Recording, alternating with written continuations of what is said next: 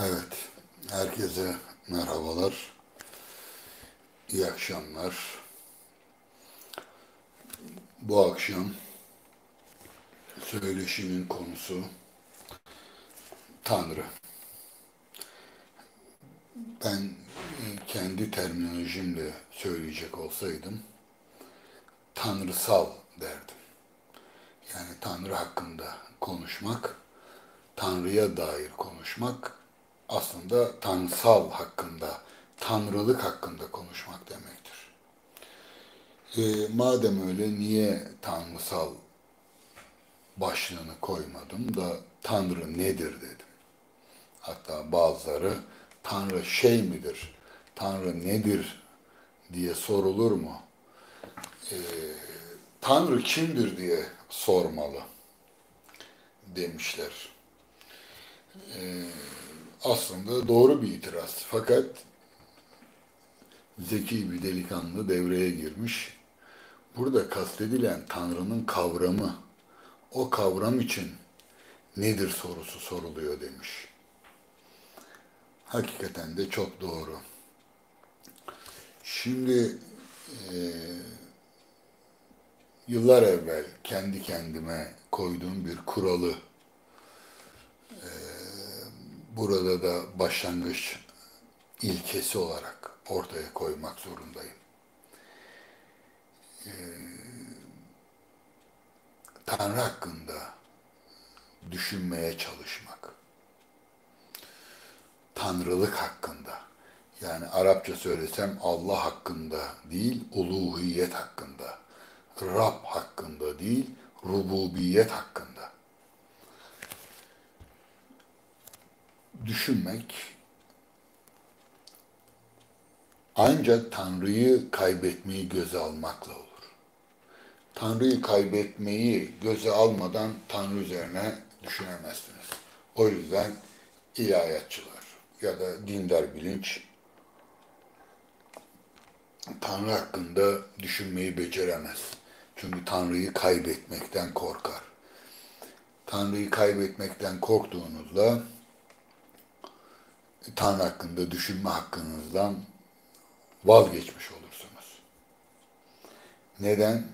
Çünkü Tanrı hakkında düşünmek, onun neliği, mahiyeti, özellikleri, nitelikleri ya da varlığı üzerine düşünmek,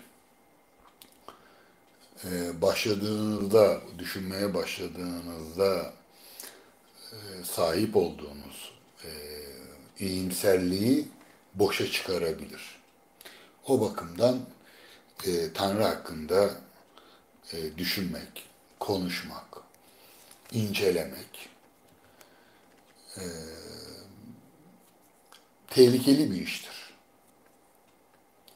Ve e, halkın bundan uzak tutulması boşuna değildir. Halk istese de Tanrı hakkında düşünmeyi beceremez. Neden? Çünkü Tanrı hakkında düşünmeyi becerecek yetilerden mahrumdur. Daha basit düşünür.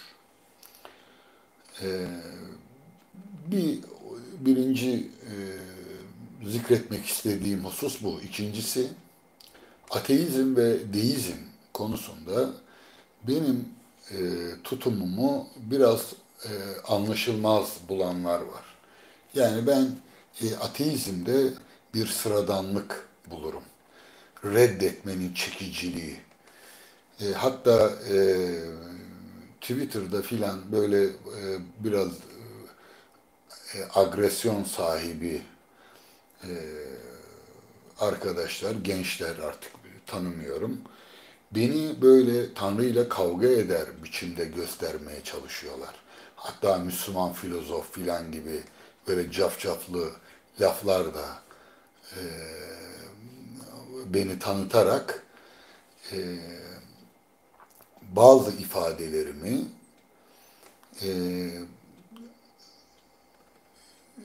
dindar bilinci e, incitecek şekilde sürekli öne sürüyorlar. Bugünkü duyurumda da aynı şeyi yapmışlar. Geçen de konuşmalarda bazen bazı ifadeler e, sürçülisan denilen insan bir kelimeyi söyleyemiyor, bir şey söylüyor, yanlış anlaşılıyor. Oysa biraz dikkatli, iyi niyetli bir dinlemeyle, okumayla bu tür dil sürçmeleri düzeltilebilir. E, Nitekim bu çarşamba söyleşileri yani videolarla filan da yani bu kanal işiyle birlikte de biraz fazla konuşmaya başlayınca ara sıra bir takım yanlış ifadeler, kelimeler ağzımdan çıkıyor. Ben o yüzden konuşmalarımı hiç beğenmem. Onları yeterince denetleyemediğim için. Fakat İzmir'de yaptığım bir konuşmada şöyle bir ifade sarf etmiştim. Bunu defalarca e, milletin gözüne sokmaya çalışıyorlar. Fakat insanlar da ciddiye almıyor. Hiç kuşkusuz öyle ciddiye alınmış görünmüyor. Ama ne olur ne olmaz benim bir açıklama yapmam gerekir. Diyorum ki siz İslam'ın vahiy ürünü olduğunu zannediyorsanız yanılıyorsunuz. Şimdi dindar insanlara böyle bir laf söylemek aptalca bir laf. Deseniz ki videoda kelimelerimiz böyle. Doğru ama bir başına ve sonuna bakarsanız söylemeye çalıştığım şey sizin İslam dediğiniz, İslam dini dediğiniz şeyi sadece vahiy ürünü olduğunu zannediyorsanız yanılıyorsunuz demeye çalışıyorum. Çünkü onların çoğu ulemanın, fukahanın, işte yani inananların inançları ve düşünceleri. Bunun içinde Kur'an'ın hatta hadislerin payı çok azdır. Sadece İslam hukukuyla alakalı olarak bunu çok sık, yıllardır zikrettiğim bir örnektir bu. Hamidullah Hoca, Lokum geldi yine buraya. Tabii beni konuşturmayacak. Hadi Lokumcum. Şimdi Hamidullah Hoca der ki, e, İslam şeriatının %75'inin içtihat mahsulü olduğunu, %25'i ancak işte Nas'a, Kur'an'a ve sünnete dayandığını söyler. Ben hiç tereddüt etmeden e, bu tespiti okuduğumda çok cömert davranmış hoca dedim. Yani normal şeriat dediğimiz ya da İslam dinine ait ahkamın, hükümlerin neredeyse %90'ına yakını içtihat mahsulüdür. Çok azı bizzat Kur'an'dan ve hadislerden kaynaklıdır. O yüzden İslam dinine dair ister inanç ilkeleri olsun, ki işte bu akşam bir kısmını konuşacağız, ister uygulamaya yönelik ibadat ve muamelat kısmı olsun, bunların önemli bir kısmı asırlar içerisinde bu dinin müntesiplerinin emekleriyle e, şekillenmiştir. Dolayısıyla bunların vahiyde, hadislerde filan karşılığını aramak genelde boşa kürek çekmek anlamına gelir. O bakımdan benim orada söylemeye çalıştığım şey, İslam dini dediğinizde bu dinin bizatihi vahye, nassa dayandığını zannediyorsanız fevkalade yanılıyorsunuz demektir. Şimdi yine aynı şeyi yani bu fikri hatırlatmanın sebebi sadece temcit pilavı gibi o sözün ikide bir milletin gözüne sokulmaya çalışılması değil. Ben sözlerimin arkasında olan bir adam. Hiçbir lafımı inkar etmem. O sözden daha ağırlarını söylüyorum yeri geldiğinde. Yeter ki inandığım, altını doldurabildiğim, temellendirebildiğim sözler olsun.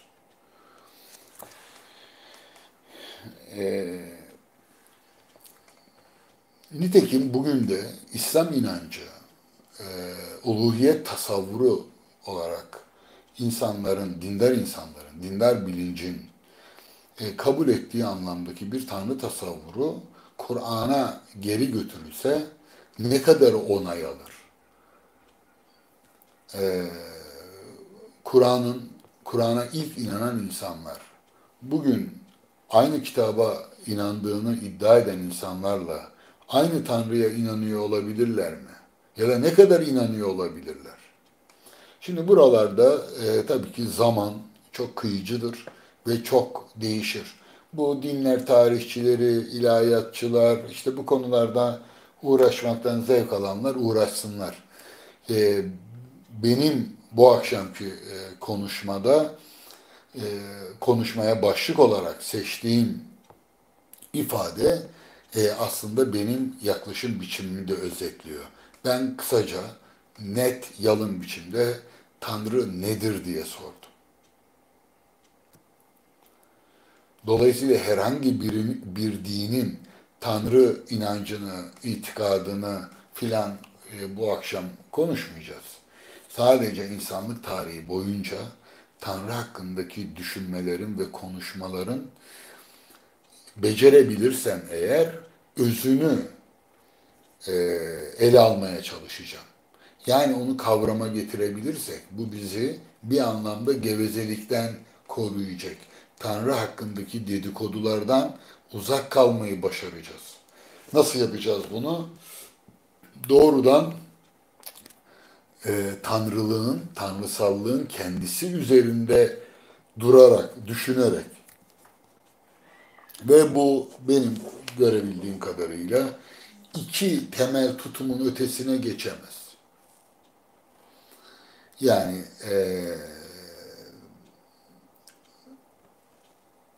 Tanrı hakkında düşünme ve inanma, Tanrı'ya dair bugüne kadar, bütün insanlık tarihi boyunca ortaya konulmuş bütün düşüncelerin tamamını ikiye ayırabiliriz. Esas itibariyle. Bir tanesi imgelemin tanrısı. Kişi tanrı diyebiliriz. Hiç tereddütsüz. Ya da tanrılar diyebiliriz. Sadece tek tanrılı dinleri değil, çok tanrılı dinleri de dikkate alırsak, yani Yunan'ı örneğin, e, biraz daha gerilere gidersek, e,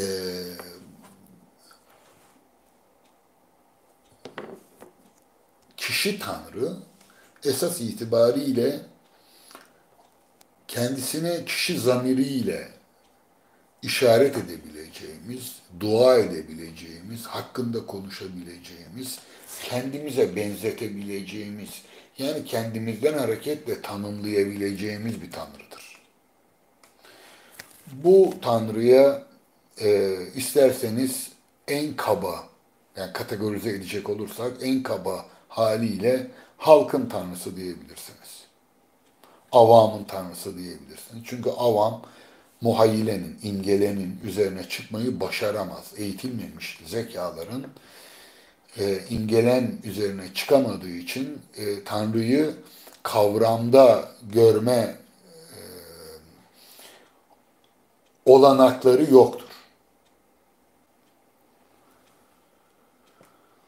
O bakımdan işte bugün bir çocuğun dediği gibi, yani ne demek Tanrı nedir denir mi diyor. Tanrı kimdir diye sormalı diyor. Çünkü kişi olarak algılıyor, haklı olarak. Doğru. O yüzden Allah nedir diye soramazsınız. Deneyin. İsa nedir diye, Yahve nedir diye soramazsınız. Krist nedir? Soramazsınız. Çünkü bunlar kişidir. Manitu nedir diye soramazsınız. Manitu kimdir? Manitu bir kişidir. Dolayısıyla Allah nedir diye soramazsınız. Ama uluhiyet nedir diye sorabilirsiniz. Peki o zaman nasıl oluyor da Tanrı nedir diye sorabiliyoruz?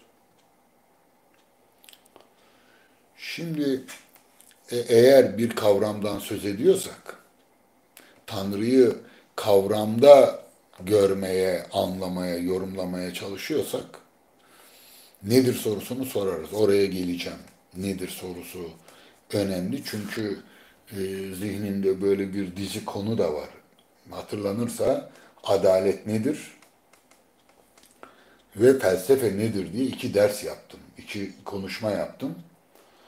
Ben zaten ne zaman nedir desem ciddi bir şekilde e, izlenilme oranı ve anlaşılma oranı hemen %50 düşüyor. Yani sadece nedir sorusu e, büyük bir ayıklayıcı sorudur. Yani hemen zeka seviyesi kendiliğinden ayrılır. Çünkü nedir sorusu çok tehlikeli bir sorudur. Kavramsal bir sorudur. Birazdan izah edeceğim ne demek istediğimi. Dolayısıyla halkın tanrısı, imgelemin tanrısı dediğimiz şeyi şairlerin tanrısı diye tanımlayabiliriz. Dolayısıyla şairlerin ve mistiklerin tanrısı. Çok ilginç. Bu kavramsal ayrım esas itibariyle tarihsel ayrıma da uygundur. Yani önce insanlık tarihi boyunca Tanrı sürekli kişi Tanrı olarak ortaya çıkmıştır. İnsan gibidir. Hatta insandır. Yani Yunan tanrılarının hepsi öyledir. Yani Zeus, Manitu bir soyutlama değildir. Bildiğiniz canlı kanlıdır, hareket eder. Bakın Tanrı canlı mıdır değil midir? Şimdi bu sorunun modern biyoloji açısından saçma olması lazım. Tanrı canlı mıdır değil midir? Oysa çağlar boyunca Tanrı canlı kabul edilmiştir. Platon da canlı kabul etmiştir. Aristoteles de. Ve Tanrı'nın en önemli özelliği canlı olmasıdır. Tanrı'nın bir zoesi vardır ama biosu yoktur. Yani Tanrı'nın yaşantısı yoktur. Tanrı yaşantı sahibi değildir. Eğer Leibnizler Almanlar, Goethe'nin kullandığı bir tabir. Yaşantı, deneyim, tecrübe sahibi olmak demektir aynı zamanda. Tanrı'nın bir yaşantısı yoktur. Tanrı bizim anladığımız anlamda ki bazıları Tanrı bizden yaşlıdır der.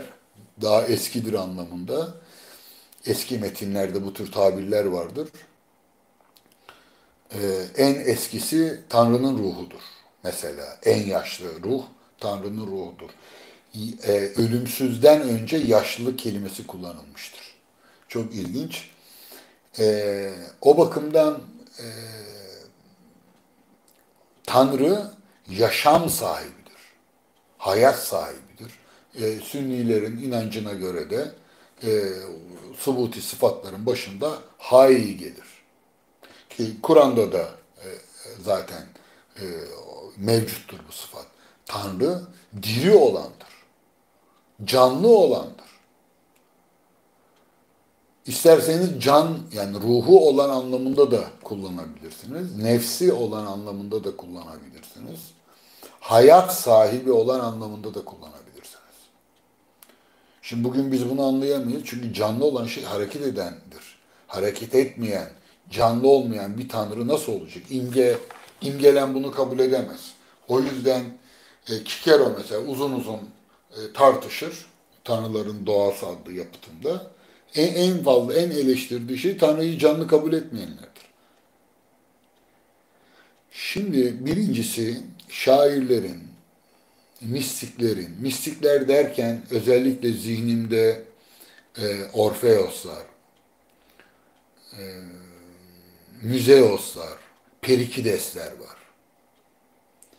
Şairler dediğimde Homeroslar, Hesiodoslar, hatta Aiskyloslar, Sofokleslere, tragedya şairlerine kadar inebilirim. Esas itibariyle bu sadece benim kişisel tespitim değil. Bunu 5. yüzyıldan, milattan önce 5. yüzyılda Herodot'tan biliyoruz. Yunan'ın tanrılarının listesini çıkaran 2 tane adam vardır. 2 şairdir bunlar. Biri Homeros, biri Hesiodos. Dolayısıyla Yunan tanrılarının babası Yega buna Feta tabirini kullanır. Babaları Yunan dininin babaları kimdir? Homeros'la Hesiodos'tur. Birinci aşama. Bazıları Orfeos, Müzeos'u e, Homeros ve Hesiodos'tan sonraya koyuyorlar.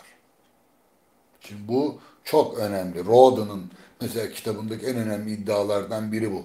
En temele Homeros'un saf teolojisini, Homerik teolojiyi koyuyorlar. Sonra bu mistikler, Trakyalı mistikleri getiriyorlar. Oysa ben de Vico'ya katılıyorum. Burada çok ciddi bir e, hata yapılıyor.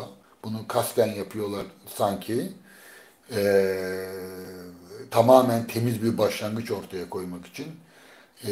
Homeroslar, Homeros ve Hesiodos, Orfeos, yani Orfik gelenekten sonra bir arındırma biçimi olarak da ele alınabilir. Dolayısıyla Homeros bir başlangıç olmaktan ziyade bir ileri bir aşama olarak yorumlanmalıdır. Şu anda hangi yüzyıldan söz ediyoruz? Milattan önce 8. 9. yüzyıllardan söz ediyoruz. Orfeosları e, 6. yüzyıla tarihlendiriyorlar. Homeros'u 8'e, Hesiodos'u 7'ye. Oysa bu tam tersi, yani Homeros'un arkasına yerleştirilebilir Orfeos. Ama bizim ele alacağımız e, ayrım açısından bu pek önemli değil. Sadece şairlerin teolojisinden söz ediyoruz. Teoloji, Tanrı üzerine konuşanlar, yani Tanrı üzerine konuşmak, ki bu Tanrı üzerine düşünmek, Tanrı üzerine araştırma yapmak anlamına gelir aynı zamanda. Ee, ilk ne zaman kullanıldı? İlk kullanım teologiya kelimesi Platon'da geçer. Ama Tanrı üzerine konuşanlardan ilk söz eden adam kimdir? Aristoteles'tir. Bakın ne kadar geç. Dolayısıyla filozoflar ortaya çıktıktan sonra teologlar bir sınıf olarak ortaya çıkmıştır. Yani bir doğa hakkında konuşanlar vardır. İşte bunlara biz filozof diyoruz. Biz demiyoruz, Aristotelesler diyor ve o şemaya bağlı kalıyoruz. Ama onlardan önce Homeroslar, Hesiodoslar, Orfeoslar, Müzeoslar içinde teologlar tabiri kullanır. Şair teologlar. Tanrı hakkında konuşan şairler. Dolayısıyla Tanrı hakkında konuşan şairler e, hepsi bunların aynı zamanda, tabii şair deyince bu çok yanıltıcı. Çok fevkalade yanıltıcı. Bunu devamlı söylüyorum. Şiir ve resim dersinde de söyledim. Bir iki yerde ele aldım. Ee, Ozan demek lazım aslında. Neden? Söyledikleri şiir dediğim şey ezgi aslında. Yani bir şarkı, bir ilahi olarak algılamadıkça kesinlikle anlayamazsınız. Yani eski şairler daima sazlarıyla, kopuzlarıyla, lirleriyle, defleriyle, utlarıyla dolaşırlardı. Yani bir müzik aleti çalmadan şairlik olmaz. Şairlik sözle müziği bir araya getirmek demekti. İsterseniz besteyle güfteyi deyin. Yani ilahi dediğimiz, ilahi okuma dediğimiz anlamda tınısı olmadan bugün modern anlamında e, kullandığımız şiirle antik şiirin hiçbir alakası yoktur. Dolayısıyla tiyatroda bile böyledir. Daima ezgi vardır. E, Bu ezgiyi nazara itibarı almadan e, antik edebiyat anlaşılamaz. Sözün gücü anlaşılamaz. Tını olmadan. Dolayısıyla Yunanlıların kutsal kitabı tanrılar hakkında, yani teolojisi Homerik teolojidir. Orfik teolojidir. Hesiodik teolojidir. Yani Tanrı hakkında, tanrılar hakkında konuşan bu adamların kitapları Yunan dininin, Yunan inancının kutsal metinleridir. Ve bunu başka vesilelerle söyledim. Tefsir ilminin başlangıcı Homer'le başlar. Bilinen anlamda. Hiç kuşkusuz bu çok aşağılara kadar iner malzemeler bulunsaydı. Ama elimizdeki en eski malzemeler Homeros'un ve Hesiodos'un metinlerine karşı ortaya çıkan kuşku ve itirazlar karşısında metinde derin anlamlar, metaforik anlamlar bulma, tevil etme yöntemi Homer'le başlar. Homer'in metinleriyle, İlyada ve Odyssea'yla. Bu daha sonra Tevrat'a, İncil'e ve Kur'an'a yapılan yorumlarla bütün kutsal metinlere doğru yaygınlaşacaktır. Tevilin temeli budur. Yani tevil esas itibariyle kutsal metnin çağdaş usla çelişmeye başladığında kutsal metni korumak, kurtarmak, usun eleştirilerine karşı dayanıklı hale getirmek için ister büyücü sınıfının, ulema sınıfının ya da rahip sınıfının bir takım entelektüel becerileri olarak ortaya çıkmıştır. Şimdi dolayısıyla Yunanlılar genel olarak bütün Yunanlılar şairlerin ve mistiklerin hakkında konuştukları tanrılara inanıyorlardı. Yani Uranoslar, Gayalar, Kronoslar, bütün o Hesiodos'un anlattıkları İngelemin tanrısıydı. Homeros'un anlattıkları. İnsan gibiydi. Günah işlemekten hiç utanmazlar. Her türlü ahlaksızlığı yaparlar filan. Bunu neyle izah ederler? Çünkü bu tanrıların Homeros'un dili esas itibariyle belli bir aristokrat sınıfın, şımarık bir kendinden emin Yunan aristokrasisinin kimseye hesap vermeyeceği ve kendisiyle özdeşleştirebileceği tanrılardı bunlar. Dolayısıyla Yunan aristokrasisi de aynı Olimpos'taki tanrılar gibi istediklerini yapan, hiç kimseye hiç ahlaki bir suçluluk duymayan, dolayısıyla kendilerini sürekli aklayabilen bir etik taşıdıkları için tanrıları da kendilerine uygun hale getirmişlerdi. Halk da bu hiyerarşiyi kabul ediyordu. Mantık nerede burada? Hiç yoktur. Yani bunları ayrıntılı olarak ele aldığım bazı derslerim oldu. Ama şu kadarını söyleyeyim. Hesiodos'un kitabının adı, iki kitabından birinin adı Theogonia'dır. Yani aslında tanrıların doğumu demektir. Tanrılar olan bir şeydir. Doğar. Ezeli değildir yani. Dolayısıyla bu tabii bugün biliyoruz bunu Babil'den, Sümer'den gelen bir sürü değişikliğe uğrayarak Yunan bilincine uyarlanan bir hiyerarşi bu. Bir mantık. Ama esas itibariyle ki daha sonra Hristiyanlığı da etkileyecektir. Yani Hesiodos'un Teogonyası'nda ilk yaratılmayan tanrı, var olan tanrı Gaia'dır. Şeyden sonra, Kaos'tan sonra, Eros'tan sonra gelir. Gaia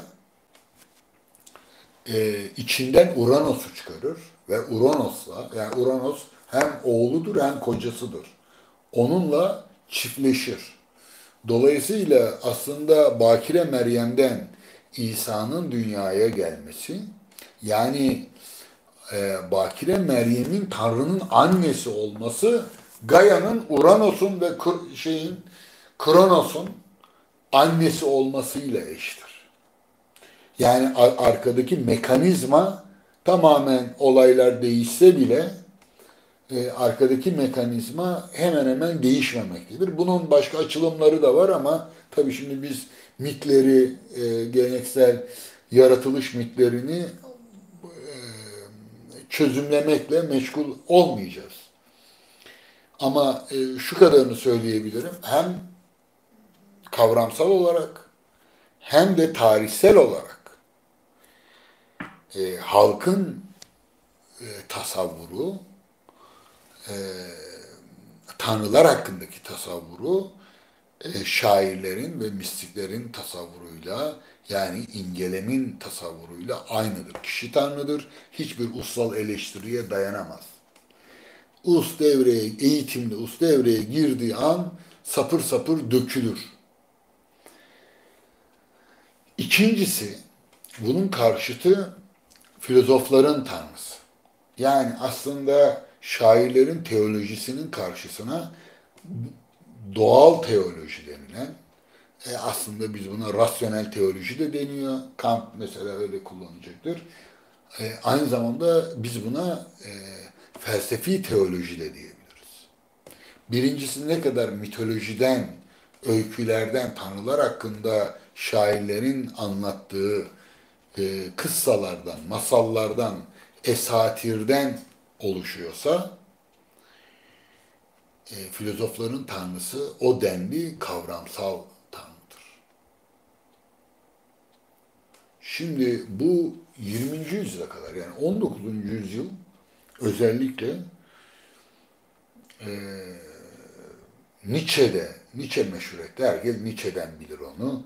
Apolloncu ve Dionysosçu tavır alış. Apollon düzenin, ölçünün, itidalin, kuralın tanrısıdır. Bir anlamda düzenin tanrısıdır. Düzeni koyan ve sürdüren tanrıdır. Apolloncu bakış esas itibariyle devletin, aynı zamanda sivil teoloji de denilen, devletin ihtiyaç duyduğu tanrıdır. Dolayısıyla nasıl toplumu bir düzen içerisinde yönetmek gerekiyorsa, Tanrı'nın da evreni aynı düzen içerisinde yönettiği varsayılır. Bu teoloji neyi esas alır? Vecd-ü istirakı, ekstaziyi, esrikliği değil, şairlerin muhayyilesini değil. Ya evrenin bir düzen, nizam, intizam içerisinde olduğu varsayımına dayanır. Çünkü Tanrı yönetmektedir. Tanrı Zeus olur, Uranos olur, Kronos olur. Hiç fark etmez. Tanrılar olabilir. Ama aralarında büyük bir ittifak vardır, düzen vardır. Çekişme de, rekabet de vardır. Yani bu imgelemden usa doğru evrildikçe bunu göreceğiz birazdan. Bütün dinlerde hemen hemen aynı çatışmanın olduğundan kuşkulanamayız. Yani elimizde yüzlerce diyeyim örnek var. Bütün tarih elimizde, yani normal ciddi incelemelere de bakılabilir. İyi bir okumayla da bu bahsettiğim karşıtlık görülebilir. Nedir o? Bir tarafta Apolloncu, diğer tarafta Dionysosçu yaklaşım. Dionysos daha doğal, daha esrik, daha nizamsız, daha yoldan çıkmaya nizamı daha kaotiktir. Apollon ise kaotikliği tam tersine kozmiktir, kozmolojiktir. Daha işte nizam-ı alem dediğimiz daha düzenli, daha bilinçli, daha ussal, ölçülebilir, öngörülebilir, daha rasyonel. daha ussaldır. Şimdi bunu kim meşhur etti? Nietzsche meşhur etti. O yüzden Nietzsche ile alakası yok. Bunu göreceğiz. Hegel'in de görüşlerinin çoğunu kendisinden kaynak vermeksizin diyeyim kibarca aldığı Hölderlince ayrımdır bu. Yani Apollon Dionysos ayrımı esas itibariyle Hölderlince ayrımdır ve Nietzsche ki Hölderlin çıldırarak ölmüştür. Tübingen'da evi çok şeydir, muhteşem bir dere kenarında bir evi vardır. Nietzsche kendi sonunun da Hölderlin gibi olacağını bilir. Çünkü Hölderlin'i çok iyi bilir, ona düşkündür ve kendisiyle de özdeşim kurar. Nitekim sonu da hemen hemen aynı olmuştur büyük filozofun. O da çıldırarak ölmüştür. Yani Hölderlin de delirmiştir avami tabirle, Nietzsche de. Dolayısıyla Nietzsche'nin meşhur ettiği Apolloncu ve Dionysosçu ayrımı Hölderlin'den itibaren takip edebiliriz. Fakat bu hakikaten Yunan kültürüne vakıf olunduğunda bu ayrım zaten vardır. Nereden biliyoruz? 20. yüzyılda mitostan logosa diye ünlenen daha pozitivist, daha modern, bir daha bilimci bir felsefe tarihi anlayışı bunu özellikle 20. yüzyılın başlarından itibaren Gompers'lerin, John Burnet'ların felsefe tarihi anlayışı hepsi de esas itibariyle Hegel'e dayanır. Seller'in keza. Bu ayrım yani filozofların şairlerin teolojisine yönelik eleştirilerle birlikte iki teoloji ortaya çıkmıştır. Bir filozofların teolojisi, bir şairlerin teolojisi. İslam dünyasında yani biraz beni rahat takip edebilirsiniz diye hafif takdim tehir yapayım. İslam dünyasında Sufilerin tanrısıyla kelamcıların tanrısı arasındaki karşıtlık böyledir. Kelamcıların birazdan ele alacağım nasıl bir tanrı hayal ettiklerini ya da tasvir ettiklerini, tasavvur ettiklerini. Kelamcıların tanrısı Sufilerin tanrısıyla fevkalade karşıt biçimdedir. Çünkü işin içine us girdikçe tanrı kişi tanrı olmaktan çıkıp kavram tanrı olmaya doğru evrilmektedir. İslam tarihinde teşbih ve tenzih olarak bu ayrılır. Yani esas itibariyle mücessime, müşebbihe diye suçlanan daha avami unsurlar, Haşeviye mesela denir, Selefiler. Selefilerin zihnindeki işte IŞİD'in ataları öyle söyleyeyim. Bunlar hiç ustan nefret ettikleri için akıldan Nas'ta nasılsa aynen o şekilde Kur'an'da ve hadislerde buldukları biçimiyle onu hiç yorumlamaya, üzerine konuşmaya, düşünmeye teşebbüs etmeksizin anlamışlardır. Mesela Allah gökte midir? Göktedir. Oysa bugün bir Sünni çıkın sokağa halka sorun. Allah nerededir diye. Allah her yerdedir diyeceklerdir. Suudi Arabistan'da bunu deyin hapse atarlar sizi. Ne demek sen Allah yoktur demeye çalışıyorsun da diyemiyorsun diyeceklerdir. Niye? Allah göktedir. Nereden belli? Kur'an'da men fis sema diyor zaten. Gökte olanın sizi yerin dibine geçirmeyeceğinden emin misiniz? Men fis sema diyor. Gökte olan. Hadisler var. Ünlü bir cari hadisi vardır. Şimdi teferruata girmek istemiyorum. Bu hadislere göre bir insan Allah nerededir sorusunu sormak caizdir. Bu soruya verilmesi gereken cevap Allah göktedir cevabı olması lazım. Aksi takdirde küfürdür. Şimdi bu tabii kutsal metni hiçbir şekilde tevhile yanaşmayan, onu olduğu gibi kabul etmek konusunda ellerinden geleni yapan en ilkel bilinçtir. Ki bence doğrusu da budur. Yani otantik olanı budur. Çünkü Kur'an'a bakarsanız, hadislere bakarsanız orada Tanrı ile ilgili anlatılar kavramsal olmaktan ziyade tümüyle imgeseldir. Hiç mi kavramsal, leyse kemisliği şeyun gibi hiçbir şey ona benzemez türünden hiçbir kavramsal tedbirler yoktur. Vardır ama zayıftır. Ve dolayısıyla bir teori üretmeyi e, engelleyecek derecede teşbih doludur. Şimdi Tanrı hakkındaki yapılan konuşmalarda tevhile cevaz veriliyor. Mesela Gazali verir.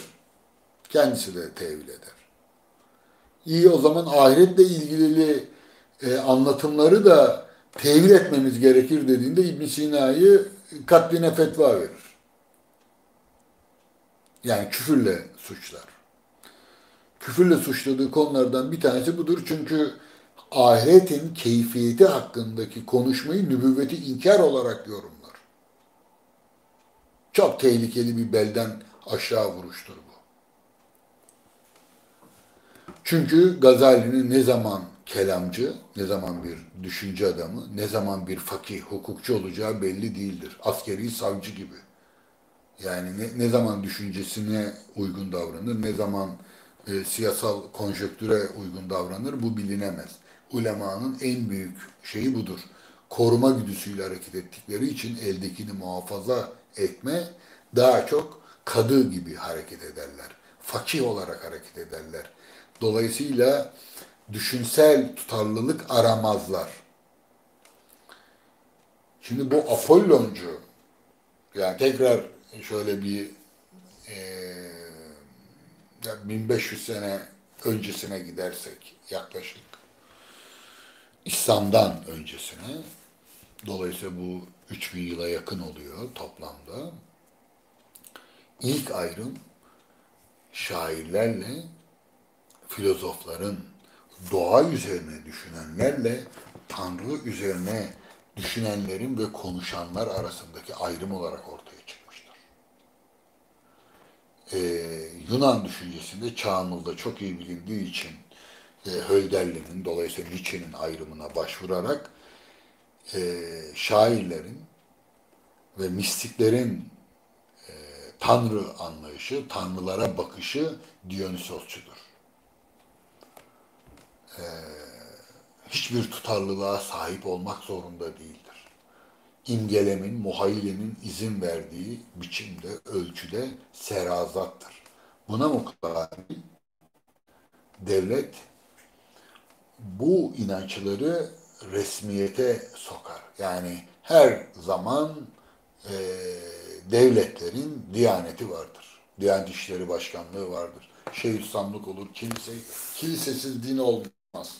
Devletin olduğu yerde yani siyasal akıl, felsefi akıl, siyasal akıldan ayrıdır hiç kuşkusuz. Siyasal akıl her zaman filozofların e, aklına değil, şairlerin aklına itimat etmiştir, onlara dayanmıştır. Neden? Çok basit bir nedenle halkın kavrama biçimini temsil ettiği hatta oluşturdukları için şairler esas itibariyle halk gibi kişi tanrıdan hareketle bu işlere yaklaşırlar. Kişi tanrı ne demek? Dua edebileceğiniz tanrı demek. Kavramsal tanrı, daha sonra Platon ve Aristoteles'te göreceğiz onları. e, dua edemezsiniz. O yüzden bugün ateizm diyorlar, deizm diyorlar. Hangisini reddediyorlar? Dionysos'a mı karşı çıkıyorlar? Dionysosçu Tanrı'nın inkarcıları mı bunlar? Apolloncu Tanrı'nın inkarcıları mı? E, Eğer Apolloncu derlerse kendi kabulleri onlardan daha e, savunulabilir durumda değildir. Deizme gelince deizm tamamen, yani benim kanaatim, en kibar biçimde söylüyorum, istihbarat örgütlerinin, artık hangisi onu bilemem, siz bulun, İngilizler mi Amerikalılar mı, ürettiği, özellikle biraz da Türkiye'ye, İslam dünyasına, bu Arap uyanışı filan hikayelerinden, Büyük Orta Doğu meselelerinden sonrası için şimdiden ısıtmaya başladığı bir, dikmeye başladığı bir elbise. İnsanlar da cahil olduğu için tabii e, böyle bir şey olabileceğini düşünüyor. Yani peygamber yok, kutsal kitap yok. Bizim 20 yaşındaki ergen sivilceleri patlamamış çocuklar deist oluyor. Tanrı hakkında her şeyden vazgeçebiliyorlar ama Tanrı'dan vazgeçemiyorlar. Ya böyle bir şey olabilir mi? Yani hiçbir aracı kullanmadan Tanrı üzerine konuşabileceklerini düşünüyorlar. Bu anca laboratuvarda imal edilen tanrıdır. Deizmin tanrısı laboratuvar tanrısıdır. Yapay tanrı. Hani bu virüs hakkında konuşuluyor ya, doğal virüs mü, organik virüs mü, yoksa yapay virüs mü? Ateizm organiktir. Daha şahsiyetlidir. Çünkü bir anlamı var. Sadece ilkel bilince has bir tepkidir. E, Yükten kurtulur. Muhatabını anlama ve onu eleştirme hakkını kullanmaya tenezzül bile etmez. Saçmalık bunlar böyle. Böyle Tanrı mı olur? Yani şimdi bir Bakire Meryem var. Tanrı onu nasıl oluyorsa Cebrail'i göndererek kutsal ruhu e, göndererek hamile bırakıyor ve sonra kendisi, yani Tanrı, İsa olarak, oğul olarak, baba, oğul olarak Ruhul Kudüs aracılığıyla kendini tekrar dünyaya getiriyor. Ondan sonra bir de çarmıha geriliyor. Ve böylelikle de yarattık kullarının günahlarını, e, kefaretini ödemiş oluyor.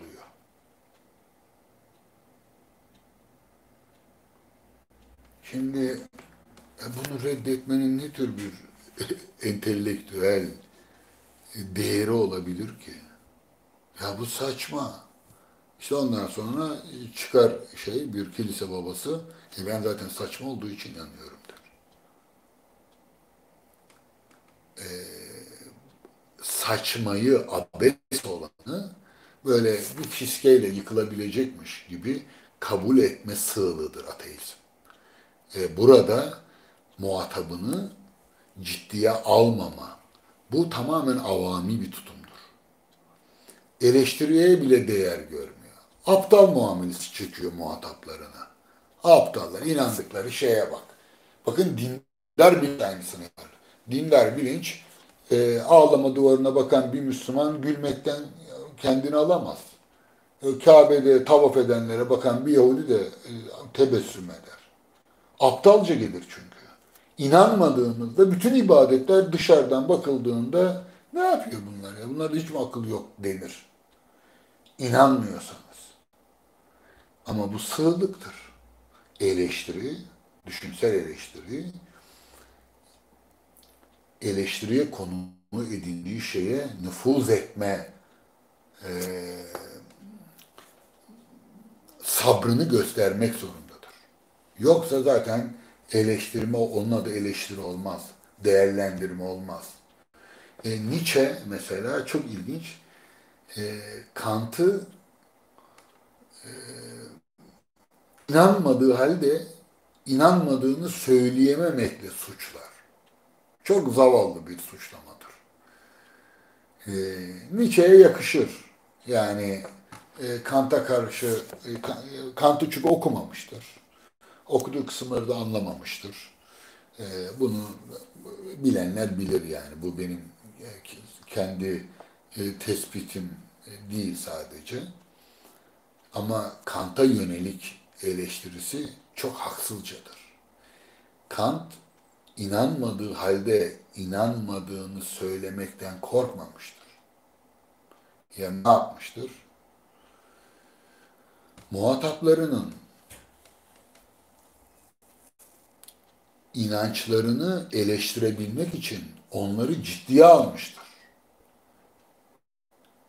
Yani ben sizin söylemeye çalıştığınız şeyleri dinliyorum, anlamaya çalışıyorum ama eleştiriyorum demiştir.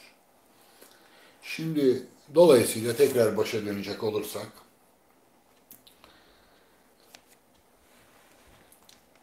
şairlerin Tanrı tasavvuruyla filozofların Tanrı tasavvuru esas itibariyle şairlerin yanına mistikleri koyuyoruz.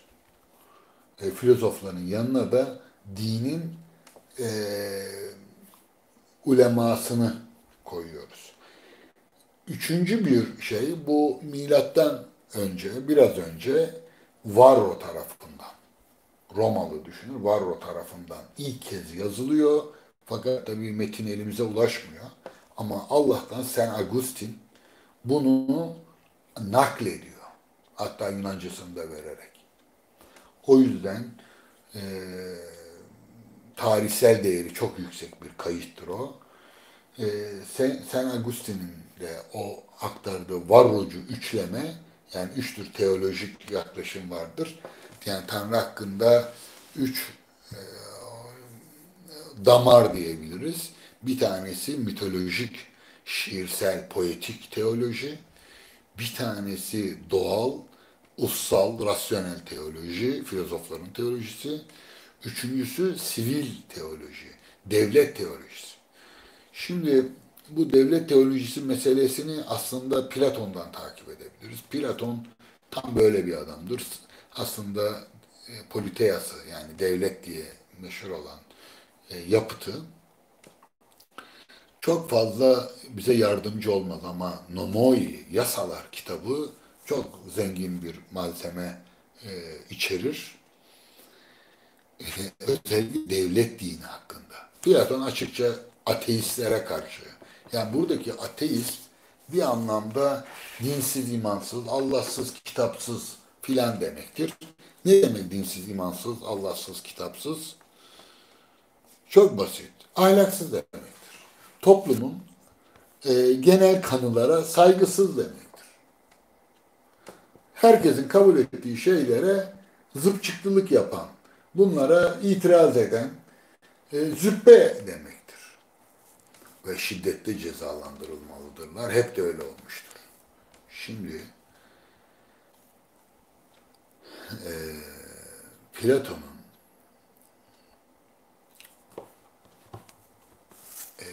tanrılarla ilgili üç tane temel önermesi vardır. Yani devlette de böyledir. Devlet esas itibariyle şairlere, Homeros'a karşı, bu nedense hiç yeterince görülmemiştir.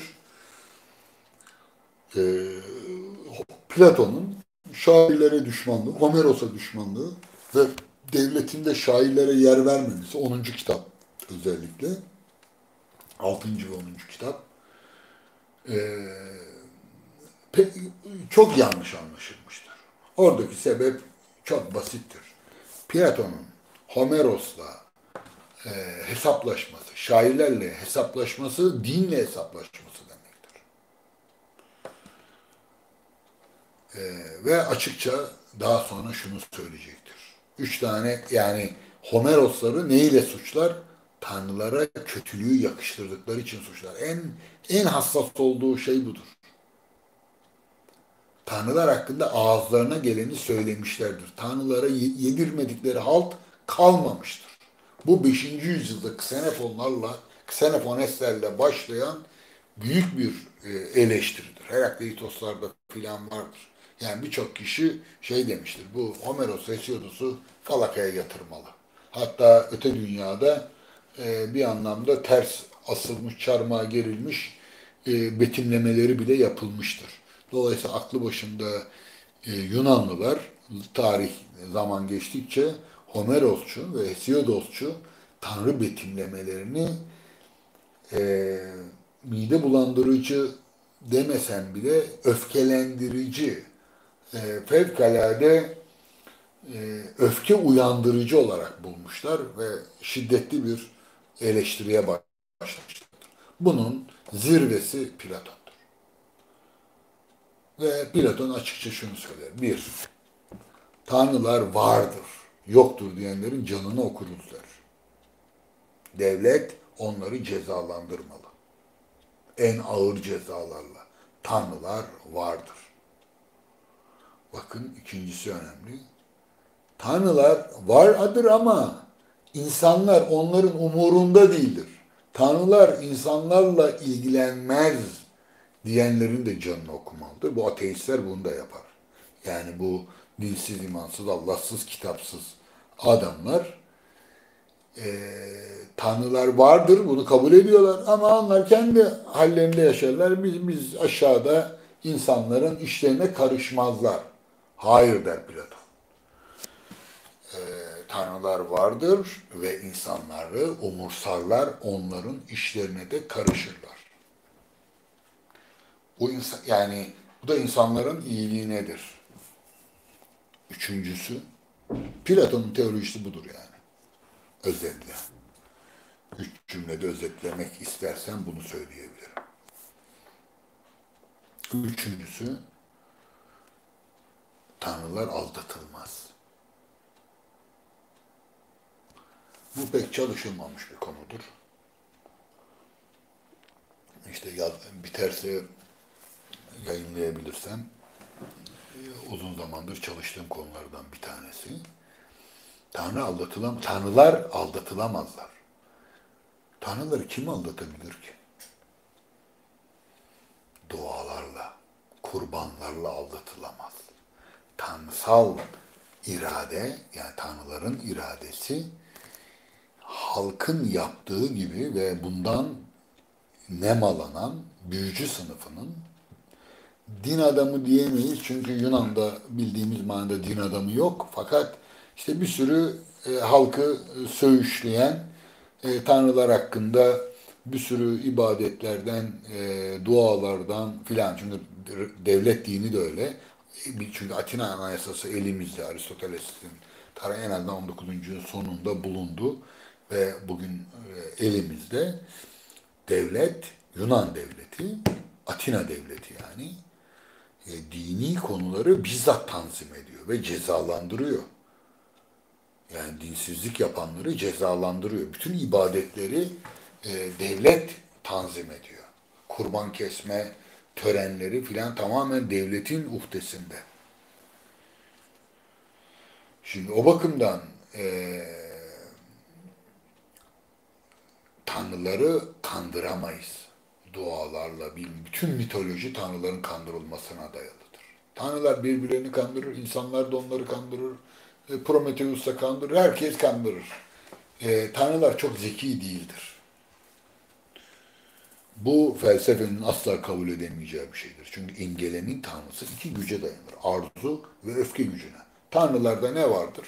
Bakın, arzu gücü, yani biz buna irade diyoruz. İstediğini yapar, istemediğini yapmaz. Canını okumak istediğinde canını okur. Sorabilir misin ya bunu niye yaptın? Evet, canım istedi diyebilir. Tanrı yaptıklarından mesul müdür? Değildir. Daha sonra Tanrı'nın yaptıklarında bir hikmet vardır filan denecektir. Ama garip bir şey de Tanrı'nın hikmetinden de sual olunmaz. Niye? Çünkü ne demek Tanrı, ne hikmet var burada? Yani çocuklar ölüyor. Depremde işte şu kadar çocuk ölmüş.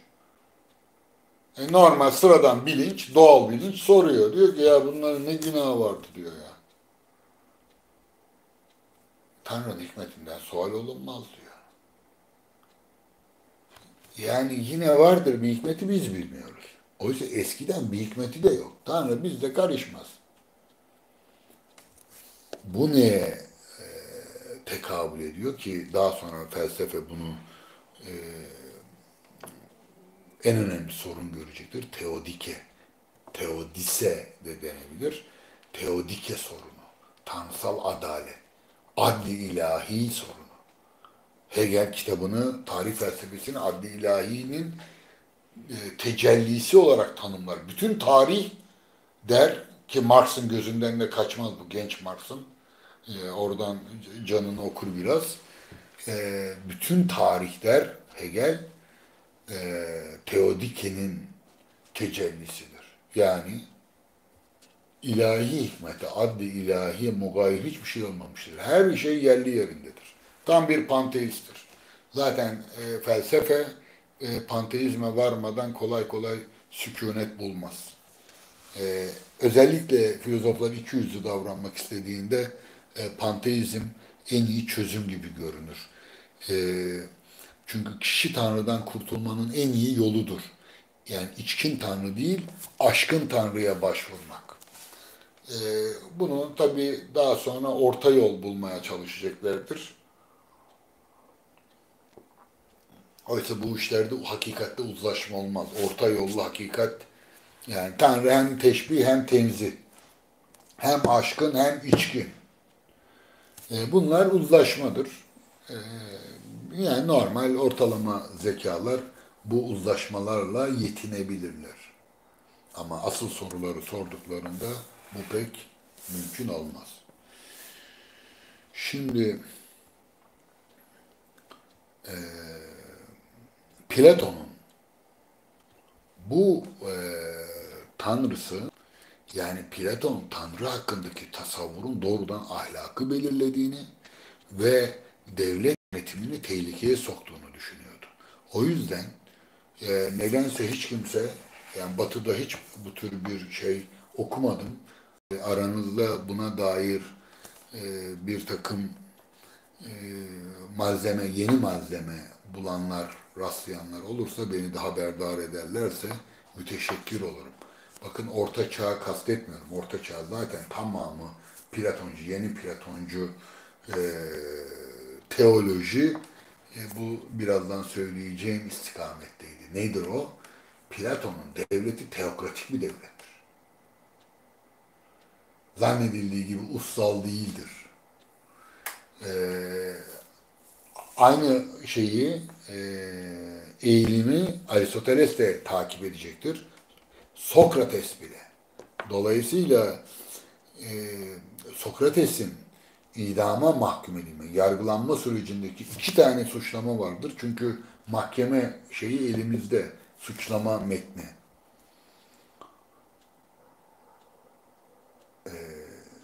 Sokrates'in suçu nedir?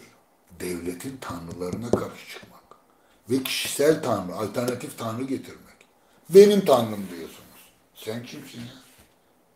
Devletin tanrıları varken benim tanrım bana dedi ki diyorsunuz.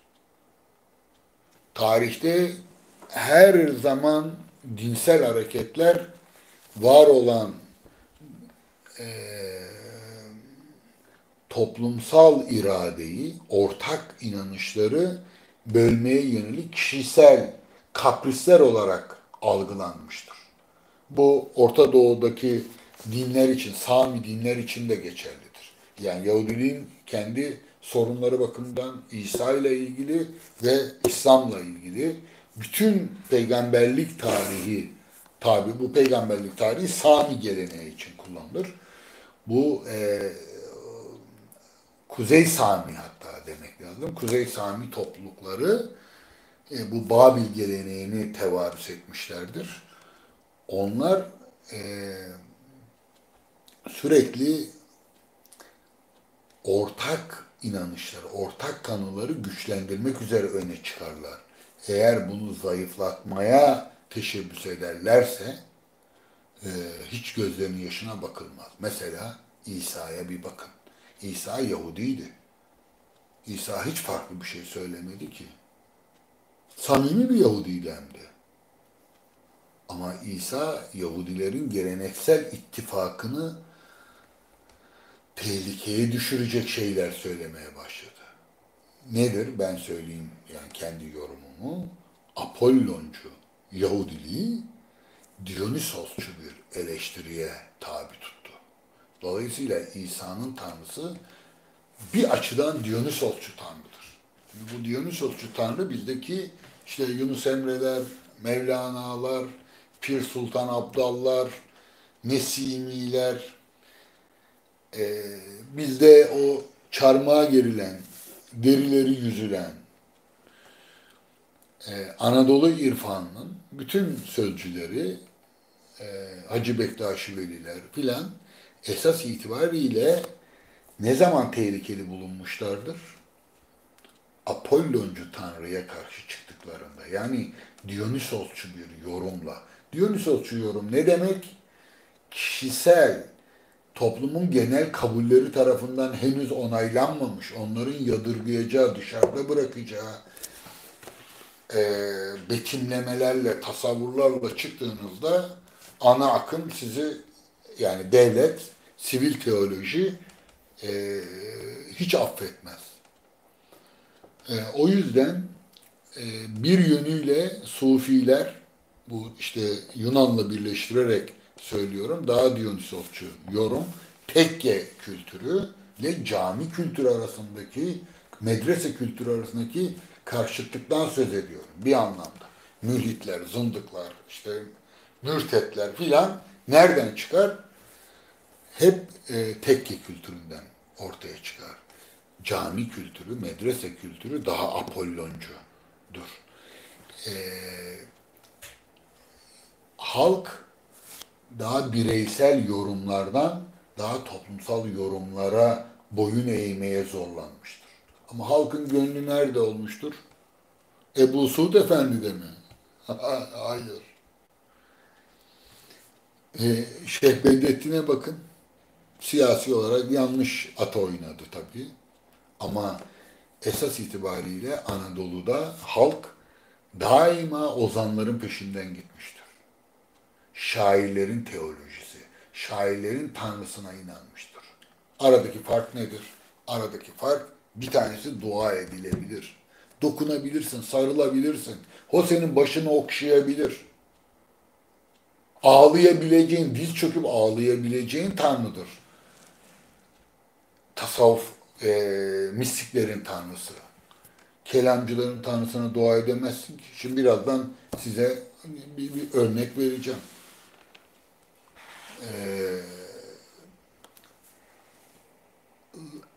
Mümkün mertebe usla tıraşlanmıştır. Hiçbir canlılığı kalmamıştır. Yapaydır, organik değildir. O yüzden kelamcıları hiç kimse sevmez. Kelamcılar kendilerini sevmezler zaten. Birbirlerini sevmezler, kendilerini sevmezler, halk da onları sevmez. Ulema işte e, sultan mecburen onlarla iş tutar. Şimdi dikkat edin, mesela Türkiye'de de bir sürü hocalar çıkıyor, değil mi? En son bu FETÖ meselesi. Başka hocalar da var, isim vermeyeyim. Şimdi devlet bunları, bir kısmını susturamıyor. Yani bir tane hoca çıkıyor, işte konuşuyor, hükümeti eleştiriyor, hükümetin dış politikalarını eleştiriyor.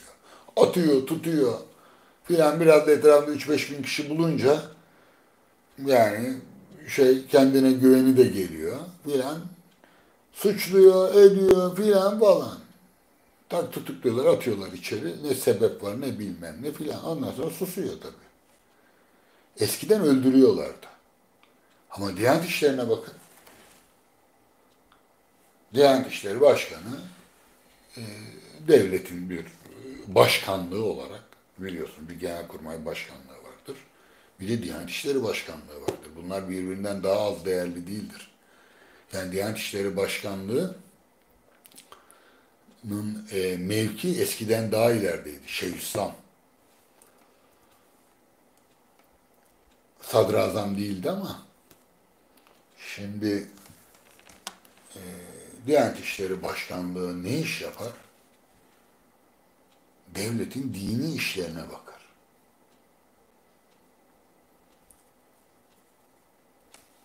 Halkın din işlerine bakmaz. Halkın dinle olan ilişkilerini o işte kenarda, köşede herkes ne kadar toplarsa işte bu vaiz takımı, onlar büyürse devlet onları transfer eder.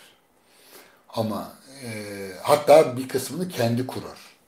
O bir sürü bizde cemaatler var. O cemaatlerin hepsi en başından beri zaten şeyin devleti Aliye'nin ya da Cumhuriyet'in fark etmez. İlgili makamlarınca zaten e, kontrol altındadırlar ve istenilen zamanda istenilen şeyleri söylerler. Fakat başlangıçta bunları meşhur eden, var eden şey halkın tasavvur seviyesine uygun konuşmalarıdır. Şimdi mesela bakın bazı vaizlere ne kadar saçmalarsa saçmalasın iki fıkra anlatıyor bilmem millet gülüyor. Hem de ciddi ciddi sakalları, cübbeleri, sarıkları var. Cennetten anlatıyor, cehennemden anlatıyor, oradan gülüyor, buna akıl veriyor filan falan. Hiç kimse ciddiye almıyor ama çok büyük servetler yönetiyorlar. Çok büyük kalabalıklar yönetiyorlar filan. Kendilerince örgütleniyor filan. Devlet de sırtını sıvazlarsa onların karşılıklı birbirlerini destekleyerek devam ediyorlar. Fakat işte bu din hiç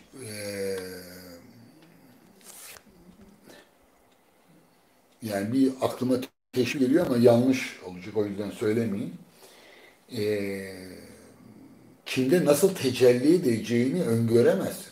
Bir tane meczup çıkar, onu tekfir eder, bunu tekfir eder filan. Bir de karizması da vardır bunların. Etrafında bir kalabalık toplar. Bu devlet için tehlikelidir. Dionysosçu, Tanrı tasavvuru her zaman tehlikelidir ve Anadolu sürekli elinde bir sazla geliyor. İki kişi de bunlar şair olur. Bir de şiirleri filan. Yunus Emre'yi düşünsenize. Cennet cennet dedikleri birkaç evide birkaç huri. Sen anları isteyene ver. Bana seni gerek, seni diyor. Şimdi düşünsenize ya. 1000 cilt kitap yazsanız şu iki cümlenin tesirini e, elde edemezsiniz.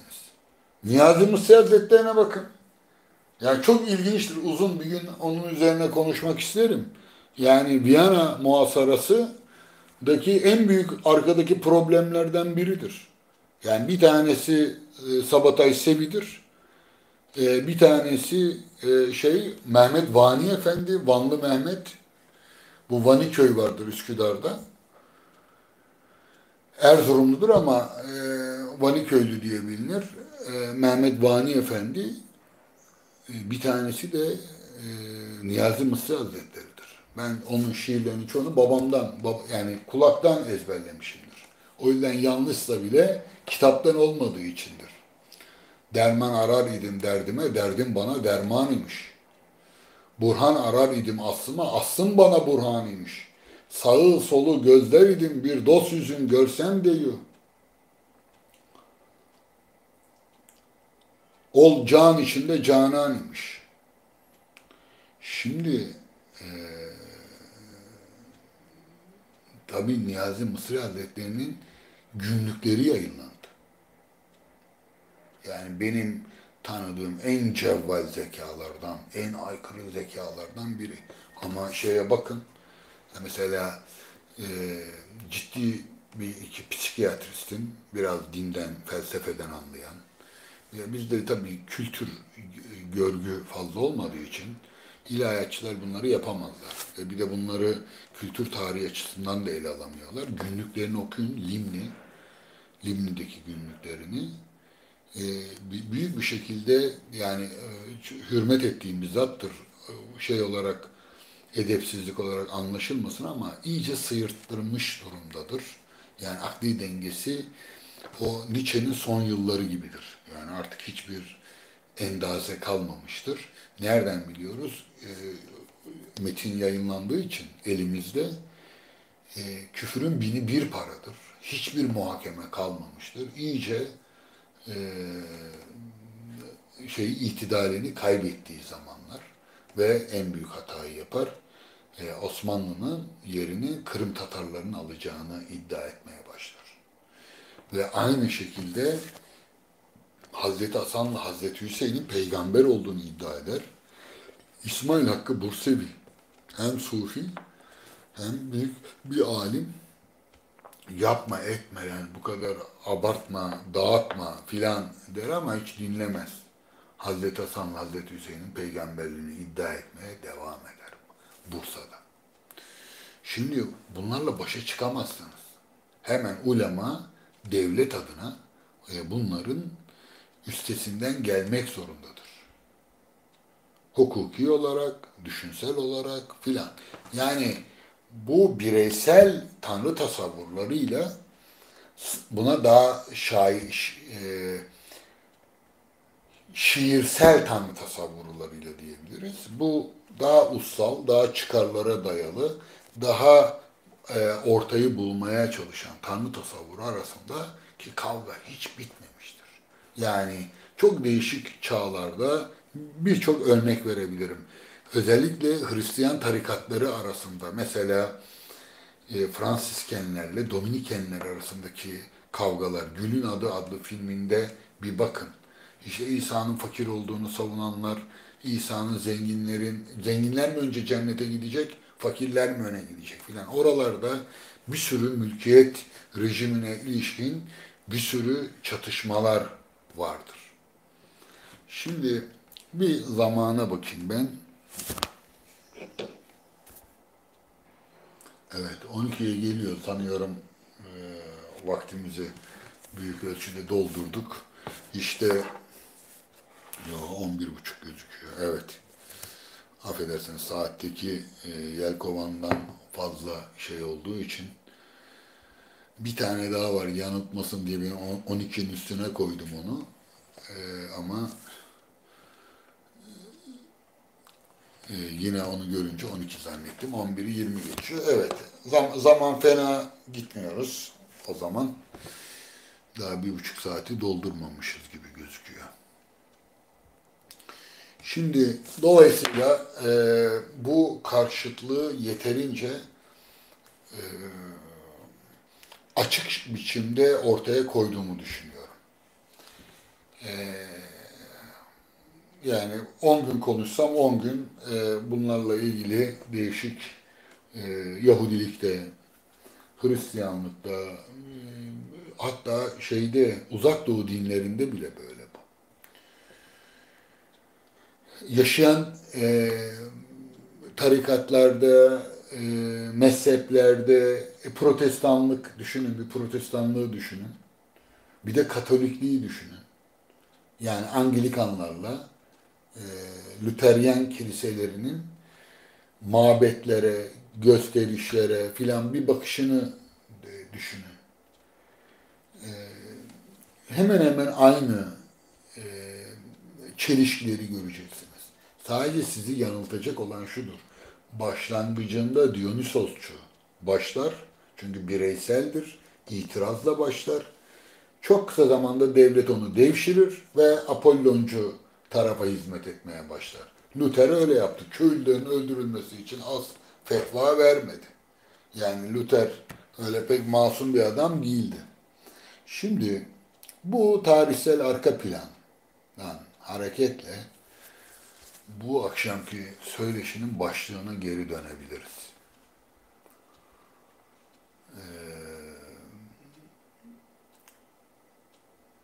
Tanrı nedir? Nedir sorusu mahiyet talep eder. Hani öyle bir şeyini yapabilsem aksanıyla söyleyeyim ama çok hayın bir sorudur. Hain kelimesini öyle derler ya, hayın. Hayın bir sorudur. Doğrudan özü talep eder çünkü. Tanrı nedir?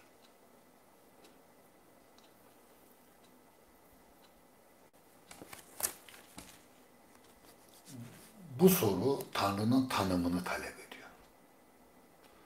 Neye göre? Usa göre.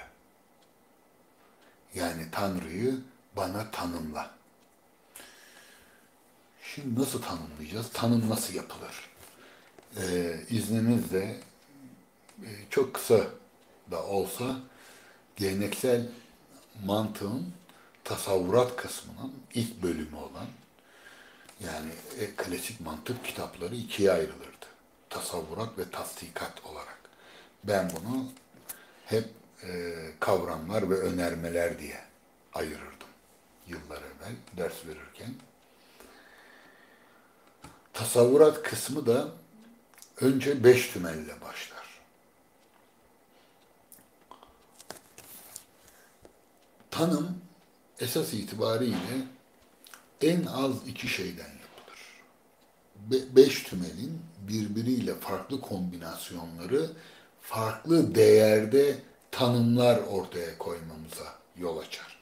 Bu özellikle Aristoteles'ten beri böyledir ama Porfirius'un İsagogisi, daha sonra İslam dünyasında Eperi'nin İsagojisine de dönüşmüştür. Beş tümel, beş lafız. Nedir onlar? Cins, tür, fasıl, hassa, araz ya da arazam. Hassa özel araz demektir. Araz genel araz demektir. Dolayısıyla üçü zati, ikisi arazidir. Zati olan tümeller cins, nev ve fasıldır. Arazi olanlar da hassa ve arazamdır. Yani genel ilineklerle özel ilinekler arazidir. Dolayısıyla kombinasyon yapılırken eğer özsel kavramlarla yapılırsa tanıma had denir. Yani definition dedikleri definisyon ya da Türkçe'de, Fransızca'da definisyon, Almanca'da definisyon kullanılıyor. Latince çünkü kelime.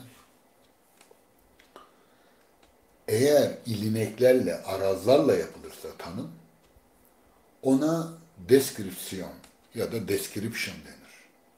Yani Arapçası resm. Dolayısıyla tanım esas itibariyle ikiye ayrılır. Had ve resm. Bu detaylar gözünüzü korkutmasın. Çünkü Apolloncu tanrı tasavvuru hadden çıkacak. Ve Dionysosçu tanrı tasavvuru, yani daha mistik, şairane, imgelenin tanrısı her zaman resimden ortaya çıkacaktır. İnsana ne kadar benzerse o kadar şairanedir tanrılar. İnsandan ne kadar uzaklaşır, ne kadar aşkınsa o kadar kavramsal, o kadar soğuk, dua edilmesi imkansız, daha matematiksel bir tanrıdır. Dolayısıyla pek otantik değildir. Filozofların tanrısıdır çünkü. Bu bütün dinlerin içinde bu iki damarı bulabiliriz. Sivil teoloji, yani devletin dini, bunlardan işine gelenin üzerinde kendini inşa eder. O yüzden Sufiler her zaman tehlikeli adamlardır. Bunlar nevabittir, aykırı otlardır. Ne zaman ne yapacakları belli olmaz. Zaten sekir halindedirler. Hepsi mest kelimesini kullanırlar. Bir anlamda sarhoşturlar yani. Serhoş. Yani başı hoş demektir. Ne ile hoştur? Aşk ile hoştur. Hangi aşkla? Tanrısal aşkla. Dolayısıyla ayık dolaşmazlar. Hep mestirler. Tehlikeli olan da budur. Devlet öyle sarhoş manuş istemez yani. Öt dedi mi sıraya gireceksin. Fakat ilginç bir şekilde Osmanlı Bektaşilerle işi götürdü. Sonra Mevlevilerle. Bakın ikisinde de musiki, ikisinde de gülbanklar vesaire. İkisi de yani Bektaşilik de Mevlevilik de birbirlerine istediği kadar düşman olsunlar. Önemli değil. Yeniçeriler Bektaşiydi. Babegen, Dedegen vesaire.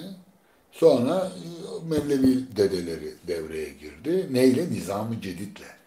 Çünkü Bektaşiler daha köylü kaldılar. Mevleviler daha şehirli, daha entelektüel, daha batılılaşma konusunda filan düzenin değişmesine daha ussaldı. Peki Ebu Suudlar nerede? Bakın fukaha nerede? Ulema, şeyhülislamlar nerede? Buradaki ayrım orduyu savaşa gönderiyorsun. Bu ulema ile gönderme. Diyanetle savaşa asker mi gönderilir? Yani Diyanet ne kadar motive edebilir? Yani düşün, Diyanet İşleri Başkanı'nın bir konuşma yaptığını düşünün. E, Yani işte 15 Temmuz üzerine yapsın. Ne kadar etkileyebilir? Yapamaz ki. Ne şiir, ne kültür, ne ufuk, ne dil. Ama şimdi isim vermeyeyim. Bazıları ölmüş, bazıları ölmemiş. Yani Necip Fazıl yaşasaydı mesela. Necip Fazıl bir konuşma yapsaydı.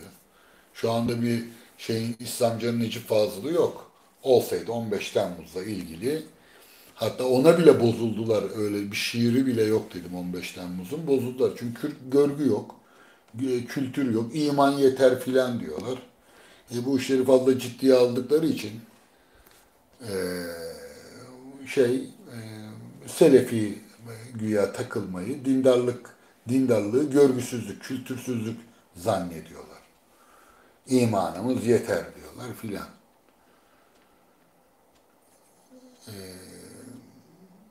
Necip Fazıl bir konuşma yapsaydı. Şimdi konuşma yapmasına bile gerek yok. Şiirleri okunsaydı. Zindan iki hece Mehmet'im lafta, baba katiliyle babam bir safta. Bla bla devam ediyor. Şimdi okuyun. Yani Necip Fazıl'ın şiirlerini bilenler bilir. Şimdi nasıl cuşu uruşa getirir? Çünkü şair sözü. Gerçekliği, tutarlılığı filan aranır mı? Aranmaz. Başına bir fes tak, istediğin kadar saçmala. Adam yerine koyarlar seni. Yeter ki tulakadan olasın. Yani belagatın, retoriğin güçlü olsun. Şimdi retorik güçlü olan adamların bireyselliği, egoları da güçlüdür. Denetlenmeleri zordur. O yüzden liderler belagatı yüksek vaizler ya da işte hatipler, şairleri bilen yanlarında tutmak istemezler. Kendileri sönük durumda kalırlar.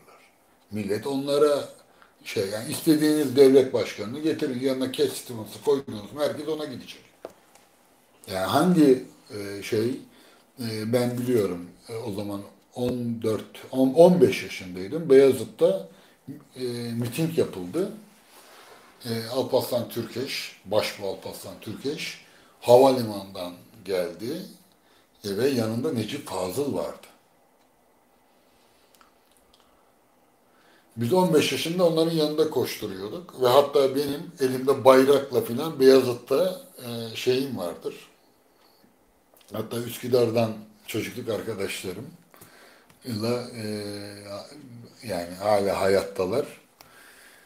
Yaklaşık ne oluyor işte yani 40 seneden fazla.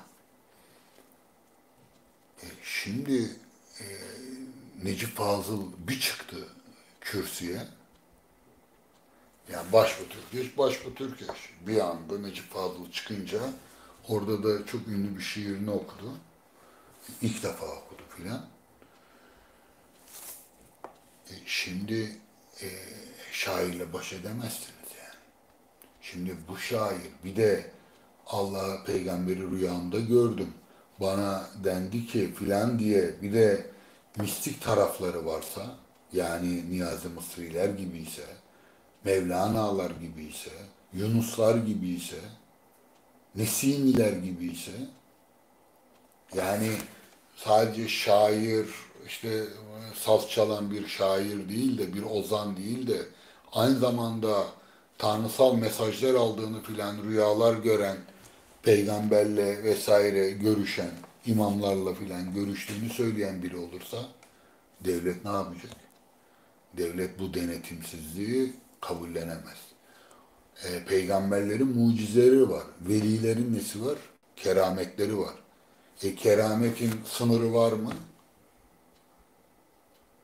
Rüyalara dayanıyorlar. Devlet kontrolsüz, belirsiz olan şeylerden hoşlanmaz. Ulema da onları belirli hale getirmekle mükelleftir. O yüzden Fıkıh Ekber'de öyle yazar. Keramet haktır ama delil değildir. Bakar mısınız zekanın büyüklüğüne? Yani peygamberler mucize gösterir. Peygamber olmayanlar keramet gösterir. İşte o sufiler vesaire, veliler, evliya. O zaman dese ki rüyamda gördüm, peygamberimizi rüyamda gördüm. Şu andaki sultan aslında tahttan indirilmeli dedi bana. Düşünsenize siyasi gücünü. Bir meczup dediğiniz, bir şair dediğiniz, bir veli diyebileceğiniz insanın. Bir tane iki tane olsa hani balla börekle besleyelim. Binlerce. Anadolu kaynıyor. İslam dünyası kaynıyor. Bakın şimdi fazla çıkmıyor. Yani bugün ama Türkiye'de bak hala var. Türkiye'de halkı yapmanın, yönlendirmenin yollarından biri olarak vaizler hala işe yarıyor. Modernleşmenin biraz zayıf olmasıyla alakalı. Bir de İran'ı düşünün mesela. İran'ın gücünü. Yahudilikte bu böyle. Şimdi Amerika'daki kiliseleri bir düşünün. Yani kaç bin tane vaiz var. Nasıl paralar dönüyor? Katoliklik filan büyük örgütler var. Onlar bunların hepsini denetleyemiyor ki. Bir ana akım var, bir de küçük akımlar var. Şimdi dolayısıyla bu mantıkla ilgili yaptığım tanım, had ve resm tanımı esas itibariyle teolojik olarak yorumlandığında bir tanesi zati, diğeri arazidir. Nedir o? Eğer cinsle faz yan yana gelirse nevi, türü meydana getirir. Bu da haddi tam olur. Yani tam tanım, gerçek tanım olur. Dolayısıyla had ve resm, definition ve description ikiye ayrılır. Tam ve eksik olmak üzere. Haddin de, definition'ın da tamı ve eksiği vardır. Resmin de.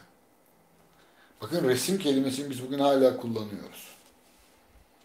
Yani resim yapmaktaki resim de aynı kelimedir. Ulema-i Rusum vardır mesela. Resmi ulema. Zahir uleması demektir. Şimdi Tanrı hakkında nedir sorusunu sorduğumuzda cins ve faslından birleştirerek bir tanım yapılabilir. Yani en az iki unsur birleşirse cins ve fasl türü meydana getirir, nev'i meydana getirir. İyi ama Tanrı basittir, mürekkep değildir. Yani yalındır, bileşik değildir. Tanrı yalın olduğuna göre yalın olan nasıl tanımlanacak? Mantıksal olarak tanımlanamaz. Şimdi bu ilahiyatta zat ve sıfatlar denilen mevzunun aslında mantıksal arka planıdır. Bu tamamen Yunan felsefesinin mümkün kıldığı bir şeydir. Yani İslam dünyasında ilk defa Tanrı hakkında düşünmeye çalışanlar kelamcılardı. Hem doğa hakkında hem Tanrı hakkında düşündüler. Ve kutsal metne tevil etmek zorunda kaldılar. Çünkü kutsal metin Hus'a aykırı pasajlar içeriyordu. Yani bunlar biraz tabiri caizse okumuş çocuklardı.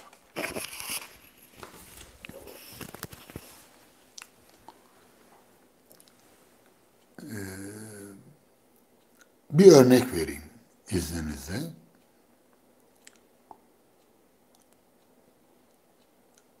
Allah görülür mü, görülmez mi? Şimdi en ilkel olanları Hanbeliler filan hiç bu konuları konuşmak istemediler. Yani akla aykırıymış. Böyle Allah nasıl görülecek ya? Gözle görülür mü? Görmek ne demektir? Filan. Hiç öyle bir şey. Neyse Kur'an ne diyorsa biz ona inanıyoruz dediler. Hadislerde ne söylüyorsa Peygamberimiz biz ona inanıyoruz dediler. Mutezile öyle olmaz dedi. Saçma. Görülemez. Ayet ne olacak? Bu sefer ayetleri de anlamlarında oynamalar yapmaya başladılar. Akla uygun hale getirmeye başladılar. Çok uzun bir mevzudur bu. Ve buna mukabil ilk defa Mutezile'nin içerisinden biri Ebu'l-Hasan el-Eşari Mutezile'ye itiraz etti ve Hanbelileri Ahmet İbn Hanbel'in yanında yer aldı. Devlet de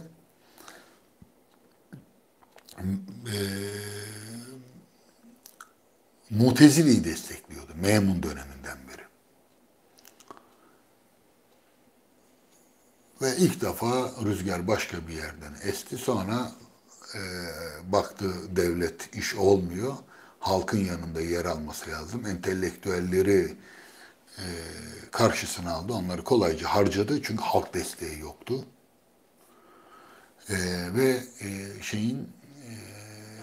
halkın inançlarına karşı çıkanları cezalandırdı bu sefer. Ebu'l-Hasan el-Eşari burada hem akla uymanın öneminden bahsetti, hem de selefin itikadını rahatsız etmeyecek, incitmeyecek şekilde bir orta yol bulmaya çalıştı. İşte bugün hala tartıştığımız Eş'arilik denilen mezhep, yani İslam dünyasının Maturidiliği ayırmaya çalışıyorlar. Maturidi biraz daha böyle Mutezile'ye yakınmış gibi görünüyor filan ama bunlar çok zorlamadır. Yani anladığım kadarıyla Ankara'da da böyle bir damar var. Bir Maturidiliğin Türkiye has, daha böyle çağdaş yorumlara evrilebilir bir zemin olabileceğini düşünen böyle bir grup görüyorum. Böyle yayınlar filan yapıyorlar, büyük keşifler filan. Oradan bir şey çıkacağını hiç sanmıyorum. Çıkmaz yani, bunlar çocuksu şeyler, hülyalar. Esas Eş'ari ve Maturidilik büyük ölçüde Mutezile'nin karşıtı olarak Sünni itikadın temellerini koymak bakımından aynıdır. Dolayısıyla nedenselliği, Eş'arilik nedenselliği açıktan inkar etmiştir. Doğa kavramını kabullenememiştir. Doğada kendiliğinden çalışan mekanizmayı hazmedememiştir. Ve Tanrı'yı tamamen serbest bırakmıştır. Yani Tanrı ne derse doğrusu odur. Tanrı'nın söylediğinden bağımsız bir doğrunun, bir hakikatin olabileceğini kabul etmemiştir. Maturidilik burada biraz farklılık gösterir. Ama Mutezile zaten bunun çok gelişmiş biçimlerini önermişti. Dolayısıyla Maturidilik esas itibariyle biraz ilkel Mutezililik denilebilir. Mutezile'deki o geniş jargonu hele hele dikkate alırsanız.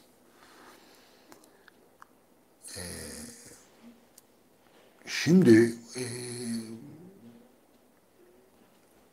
Sünniliğin, yani Eş'ariliğin ve Maturidiliğin Tanrı tasavvurlarını bir hatırlayalım.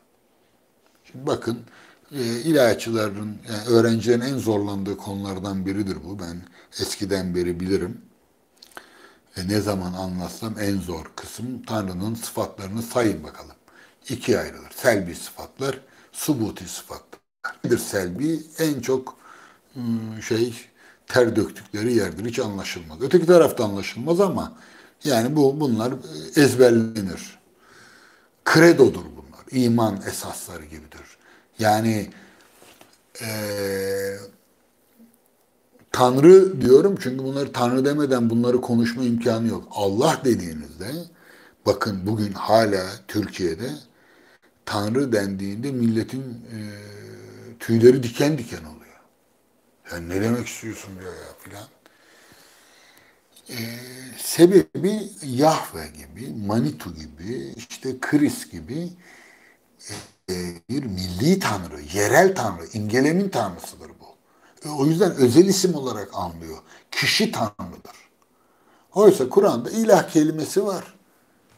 Yani Allah dendiği gibi ilah da denir Allah için. Yani Tanrı Allah'ın Türkçesi değil, ilahın Türkçesi kabul edelim.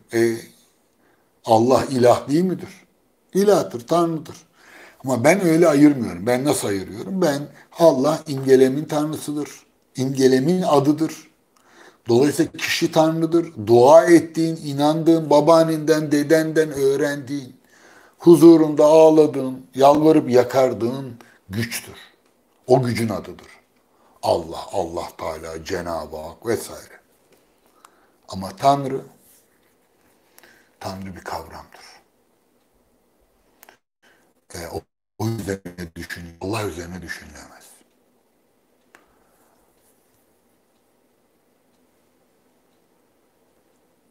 E, Neden düşünülemez? Bakın düşünme denemesi olarak kelamcıların kullandığı sıfatlara bakacağız. Şimdi 6 tane sıfat var. Yani Tanrı için yapılan selbi olumsuzlamalar. Tanrı'nın ne olduğunu değil, ne olmadığını anlatan, izleden, yücelten 6 tane sıfat var. Vücut, kıdem, beka, vahdaniyet, muhalefetünül havadis, kıyam bir nefsi. Şimdi vücut varlık. Birincisi Tanrı için ilk selbi sıfat vücuttur. Bu ne demek? Aden yok değil yani. Aslında Tanrı vardır demiş olmuyor. Tanrı yok değildir diyor. Benim temel iddiam çok yani sanıyorum 40 yıla değilse bile 30-35 yıllık iddiamdır. Kur'an'da Tanrı'nın varlığı asla tartışma konusu olmamıştır. Eskiden çok hocalarla tartıştım bunu, yaşlı hocalarla. Bir tane işin içinden çıkanını da göremedim. Yani sorularıma cevap veren de olmadı. Kur'an'da yani kelam eden, konuşan bir Tanrı ayrıca ben varım demez. Saçmadır bu. O yüzden Kur'an'da Tanrı'nın varlığına ait bir tek delil tamamı Tanrı'nın kudretiyle, kudret sıfatıyla alakalıdır. Hiçbiri varlığıyla alakalı değildir. Yokluğu hiç varsayılmamıştır Kur'an'da. Ben bunu yaklaşık 30-35 senedir talebelerime hep anlattım durdum tefsir dersinde. Yani o yüzden hatta Şakir Kocabaş'la ilk tartışmalarımdan biri buydu. Onun bir dersinde o varlık meselesine filan şey yapıyordu. Ben Kur'an'da varlık kelimesi bile geçmez dedim. Yani yok böyle bir kavramı bilmezler yani. Arapçadaki en büyük sorunlardan biri on tonun e, ya da to'onun Arapçaya çevrilmesinin hikayesidir. Yoktur. Arap bilmez. Çünkü Araplar da emar iz anlamında to be fiili olarak e, işte iz, ist Almanca'da, Fransızca'da, est yani yoktur. E, Ve mantıkçılar sadece Yunanca'ya uygun olsunlar diye hüve zamirini ki hüviyet, mevcudiyet manasında uydurulmuştur. Hüve zamirini kullanmışlardır. El kalemi huve tavilun demişlerdir. Kalem uzundur. Oysa el kalemu tavilun. Kalem uzundur zaten. Hüve ne orada? Evet. Tekrar geldik galiba. Açık kalsın.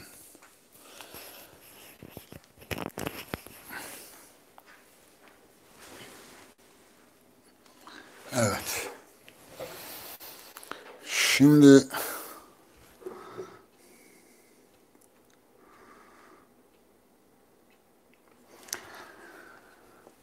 selbi sıfatların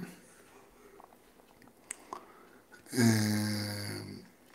6 tanesini saydım. Bunlar Tanrı'nın ne olmadığını gösteriyordu.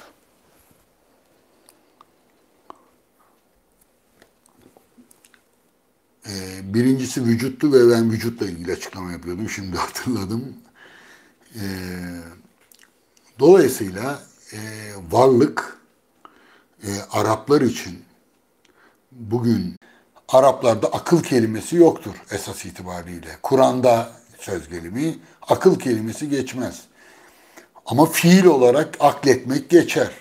İşte Arap onu nasıl aklı üretti? Yani Kur'an'da o bulunmayan bir kavramı, akıl kavramını e, nasıl üretebildi?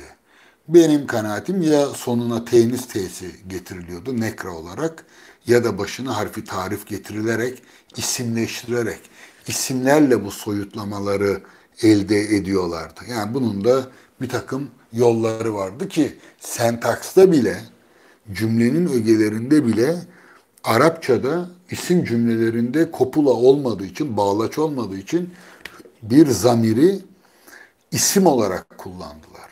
Dır olarak. Şimdi buralarda fazla durmayayım ama şunu söylemeye çalışıyorum. Kur'an'ın diline ne kadar uzak. Bakın Sünni teolojinin Tanrı tasavvuru ve selbi sıfatlar. Yani en ussal sıfatlar. Birincisi vücut. Oysa vücut Kur'ani bir terim değil. Ve Tanrı'nın varlığı asla tasavvurun konusu değildir. O zaten hep vardı. Dolayısıyla Kur'an muhatapları arasında ateistlerin olduğunu varsaymaz. Ateistlere dair asla bir karşı delil getirmez. Şimdi bazıları dehri getirecek. Dehriler filan diye. O bile bu açın bakın Diyanet'in ansiklopedisine vallahi bu konuda bilgi yok diyor. Bu dehriler kim biz bile anlamadık diyor. Maddeyi yazan zat.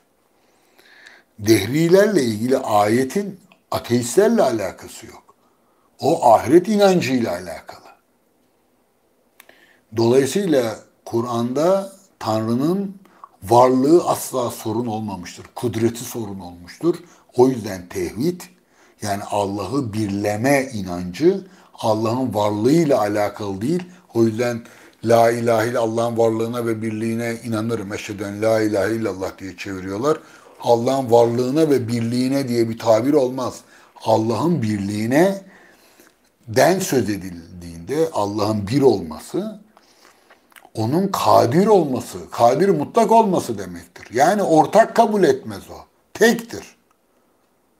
Dolayısıyla varlık sorunu bypass edilmiştir. Kur'an'da Allah'ın varlığına dair bir tek işaret bulunamaz. Allah'ın varlığını kanıtlamaya yönelik bir gayret, bir şey yoktur. Çünkü muhatapları arasında Kur'an'ın ateist yoktur. Hristiyanlar vardır, Yahudiler vardır, Arap materyalistleri vardır. Onlar da Allah'a inanırlar. Sadece yanı sıra başka tanrılara inanırlar. Onlarınki biraz kalabalıktır. Fazlası vardır yani. O yüzden Kur'an'da min dunillah geçer, min gayrillah geçer. Ama Allahsızlık asla tasavvur edilemez. O bakımdan Sünni teolojinin Tanrı tasavvurunda vücudun gelmesi Kur'an sonrası problemlerdir. Kur'an'ın tanımadığı muhataplarla muhatap olmuşlardır tabiri caizse. İkincisi kıdem. Bu da öyle. Yani öncesiz olması, kadim olması. Bu ne demek? Tanrı kadimdir yani hadis değildir. Sonradan olma değildir. Halk bunları anlatsam, yani uzun uzun açıklasam yine şimdi belki içinizde birkaç kişi öyle diyordur. Ya ne anlatıyor bu gecenin bu saatinde? İrtibat kuramazsın. Oysa bütün Sünni akaid kitapları bunlarla dolu.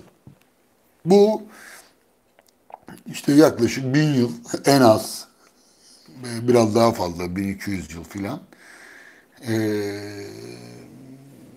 İslam dünyasının Tanrı tasavvuru. Selefiler bunlardan şey yapar. Şiir biraz farklıdır ama temelde işte vücut ve kıdem. İkincisi beka. O yüzden mezar taşlarında huvel baki yazar. Yani Allah bakidir, kalıcıdır. Başı da yoktur, sonu da yoktur. Yani huvel evvelu vel ahiru. Kıdem, öncesiz demek. Yani mesbuk bil ademi. Öncesinde adem yoktur. Yani Tanrı yoktan sonra gelmez. O hep vardı. Allah var idi, hiçbir şey yok idi.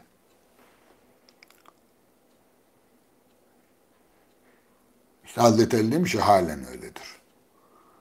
Şimdi burada baki sonu da yoktur demek. Fani değildir, ölümlü değildir. Dört, vahdaniyet birdir. Yani çok değildir. Bakın hep olumsuz, selbidir yani. Muhalefetin lil havadis zaten adı üstünde, sonradan olan, yaratılan, var olanların hiçbirine benzemez. Bakın bu da soyutlama. Yani bunu bir köy kahvehanesinde ya da bir cuma namazında filan anlatın. Bir tanesini anlayan vatandaş çıkmaz. Cami cemaati asla anlamaz. Yani bunu ben biliyorum, ilahiyatlerdeki hocaların bile çoğu bunları karıştırır.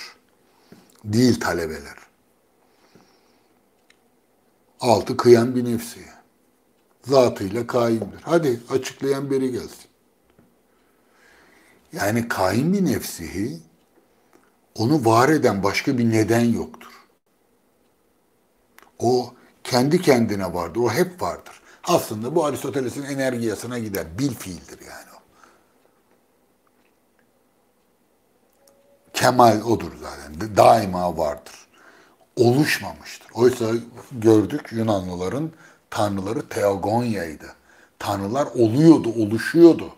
Var oluyordu. En büyük Hesiodos eleştirisine yapmadıkları hakareti bırakmıyorlar.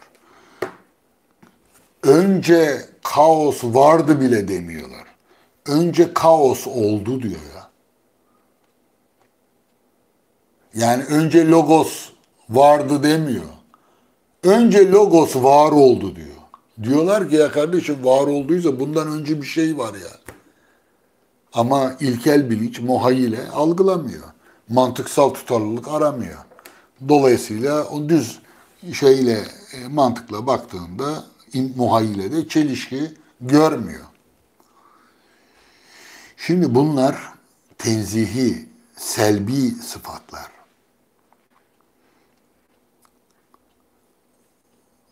Bir de subuti sıfatlar var. Yani Tanrı'nın ne olmadığını değil, ne olduğunu anlatan sıfatlar. En problemli yerlerden biri budur. Tamamen benim kanaatim bir hakikat arayışının mahsulü değildir. Tamamen uzlaşmalar aracı. Yapılan tenkitlere göre eldekini muhafaza kaygısıdır. Mantıksal hiçbir tutarlılık yoktur. Bakın sayalım, göreceğiz. Hayat. Kur'an'da karşılığı var. Hay. Kudret. Tabi kadir. Kadir mutlak. Bir de faili muhtar deniyor. Yani dilediğini yapar değil, dilemediğini de yapmaz demektir. Oysa 2 kere 2 4'ü 5 yapabilir mi Tanrı? Bakın aydınlanma dönemi, modern yeni çağda Tanrı ussal hakikatlerin tersine çıkamaz. Spinoza'da filan hep bu böyledir. Hayat ve kudret. Yani bu hayat sahibidir. Kadirdir, kudreti vardır. Neye kudreti vardır? Her şeye kadirdir. İradesi vardır. Murad eder. Murad ettiğinde ol der ve oluverir. 2, ilim sahibidir. Bakın buraya kadar sorun var mı? İrade problemli tabii. Yani Tanrı'nın iradesi vardır dediğinizde Tanrı istenç sahibidir diyorsunuz. İstenç varsa niyet vardır filan falan. Bu tamamen insan tasavvur edilerek yapılmış. Çok problemli bir ifadedir. Tanrı'nın irade sahibi olması. Tanrı'yı Tenzihe karşı şimdi teşbih, Tanrı'yı kavramsallığa karşı koruyup daha canlı kanlı bir Tanrı tasavvur etmeye, kutsal metnin, Kur'an'ın burada Tanrısından uzaklaşmamaya çalışıyor. Ulema ortayı bulmaya çalışıyor. O yüzden ne yapıyor? İradeyi koyuyor. İrade, murad eden demek. Tanrı için murad etmek olur mu ya? Bir düşünelim bakalım. İrade, Tanrı için irade olur mu? Mesela filozoflar hiç böyle bir şey kabul etmeyecekler. Mucibun bizzat diyecekler. Tanrı'nın varlığı gereğidir her şey. İrade ne? İrade insanda olan bir şeydir, istençtir ve üstelik ussal da değildir. Dördüncüsü ilim. Tanrı bilir. Bakın, şimdi Tanrı bilirse arkadan gelenleri nasıl açıklayacağız? Hiç kimse bunlara itiraz edememiştir. Bunlar hiç düşünülmemiş olanlardır. Sem ve basar, Mutezile hariç. Yani Sünni dünya bunu olduğu gibi kabul eder. Sem ve basar, yani Tanrı işitir ve bilir. Buna ne gerek var? Yunan tanrısı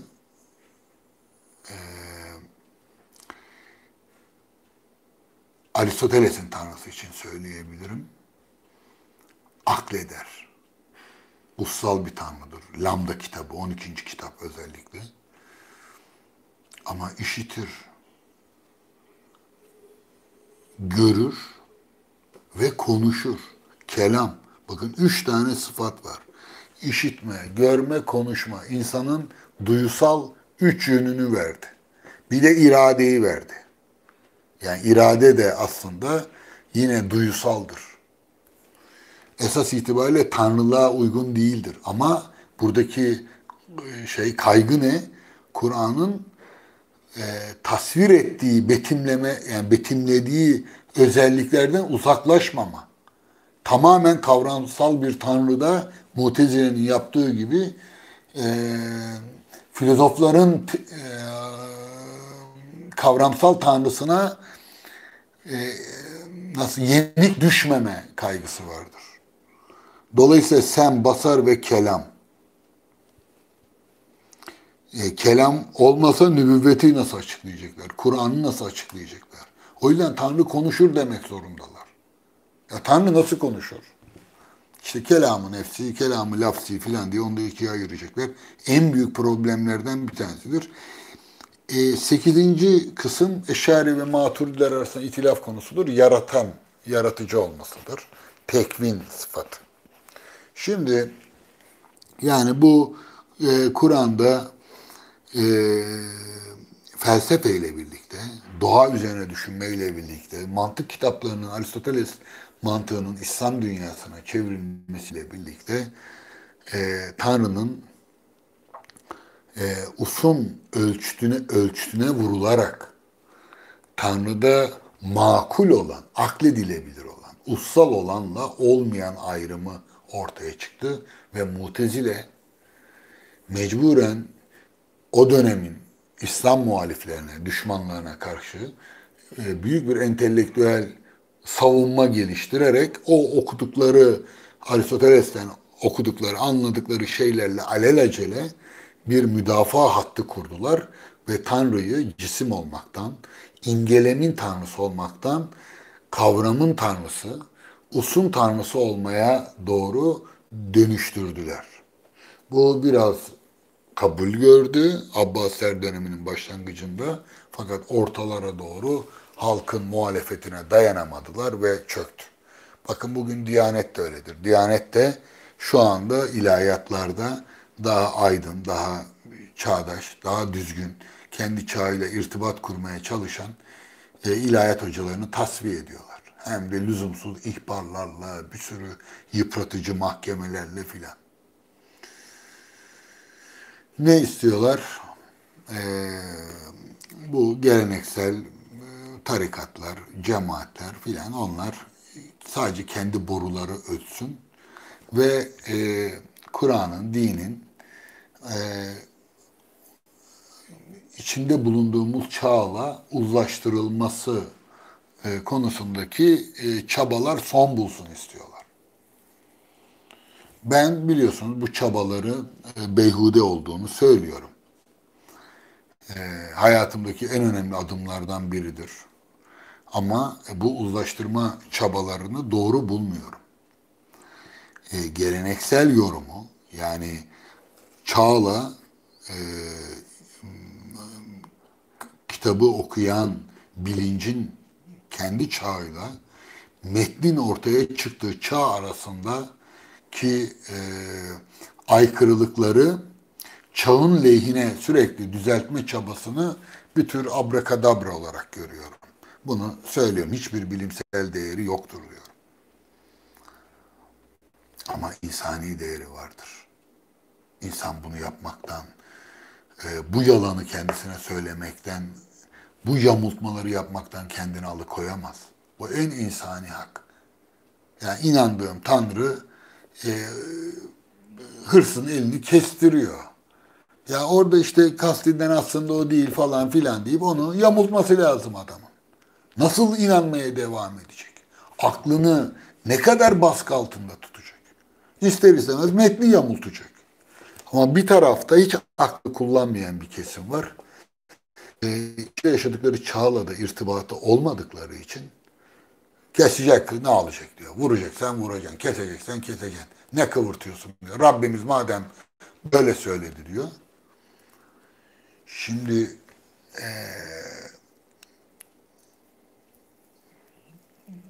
bir taraf otantik, organik bir tanrı tasavvuru savunuyor ve bu şiddete yol açıyor. Kaçınılmaz olarak. Çünkü uf dışı, çağ dışı. Kaçınılmaz olarak o yüzden tanrı diyemez Allah'a. Yani özel isim olarak algılıyor. Benim diyor. Yahova yani düşünsenize Yahudilerin durumunu. Ya bu dine dışarıdan kimse giremiyor. Yahudi doğmanız lazım. Yani nasıl bir kabile tanrısı? Manitu. Allah da öyle. Allah da Müslümanların tanrısı. Yani başka bir dile bile çevrilemiyor. Araplaşmadıkça bu dine dahil olamıyorsun. O yüzden tarihte öyle olmuştur. Sasaniler, İranlılar Araplaşmıştır. Bütün milliyetçiliğine rağmen Türkler de Araplaşmıştır. Kaçınılmazdır yani. Müslüman olmak biraz Arap olmak demektir. Kıyafetiyle, her şeyiyle, ibadetiyle, diliyle, düşüncesiyle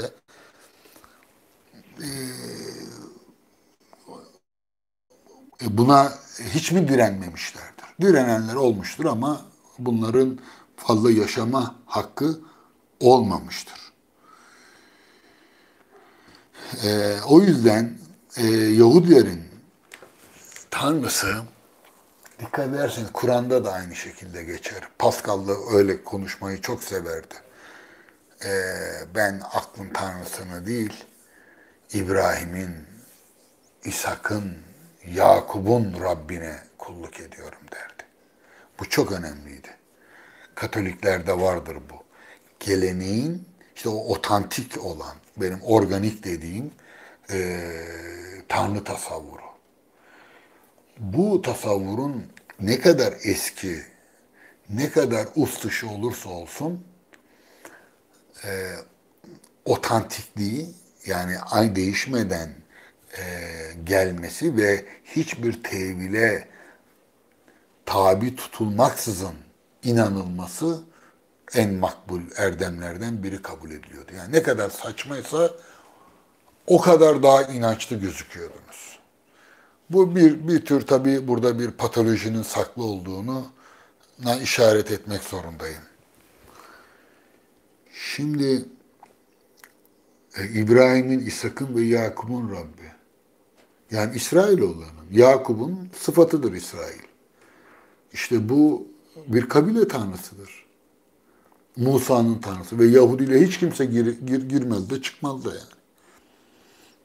Aforoz ederler ama Hristiyanlara gelince ilk kez uluslararası tanrı, evrensel tanrı esas itibariyle Hristiyanlıkla ortaya çıktı.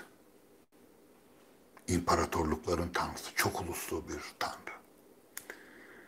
İslam da o Hristiyan geleneğini tevarüs etti.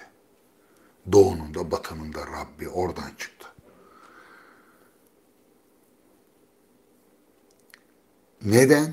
Çünkü İsa bir tek kelime doğru dürüst Yunanca neredeyse bilmiyordu. Ama buna rağmen Aram İncil'lerde sadece işte Eloi Eloi lima sabachthani diye bir cümle, belki bir iki tane daha çıkar. Hatırladığım kadarıyla bir bu vardı. Aramice. Rabbim Rabbim beni niçin terk ettin? Benden niçin vazgeçtin? Bir çarmıhtaki inlemesi. Ama metin Yunanca. İsa'nın Aramice sözlerine sahip değiliz. Fakat Roma'ya gelmiş ve çok uluslu olmayı başarmıştır.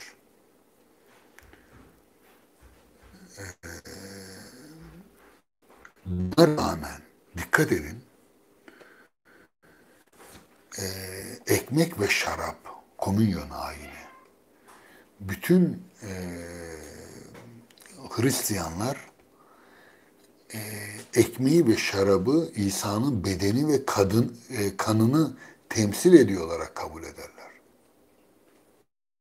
Simgesellik, bu bizde de öyledir. Mesela hırkayı şerif, sakalı şerif filan, şeydeki kutsal emanetler meselesi.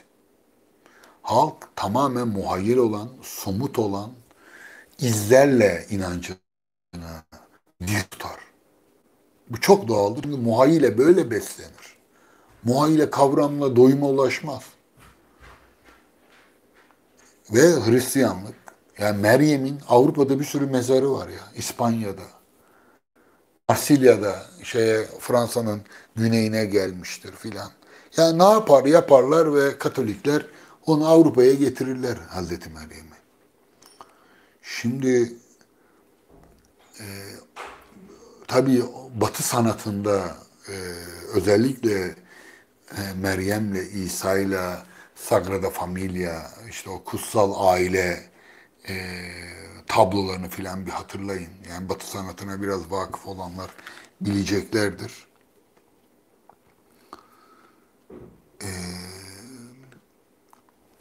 Niye bu kadar somuttur? Şimdi bir tanesini söyledim.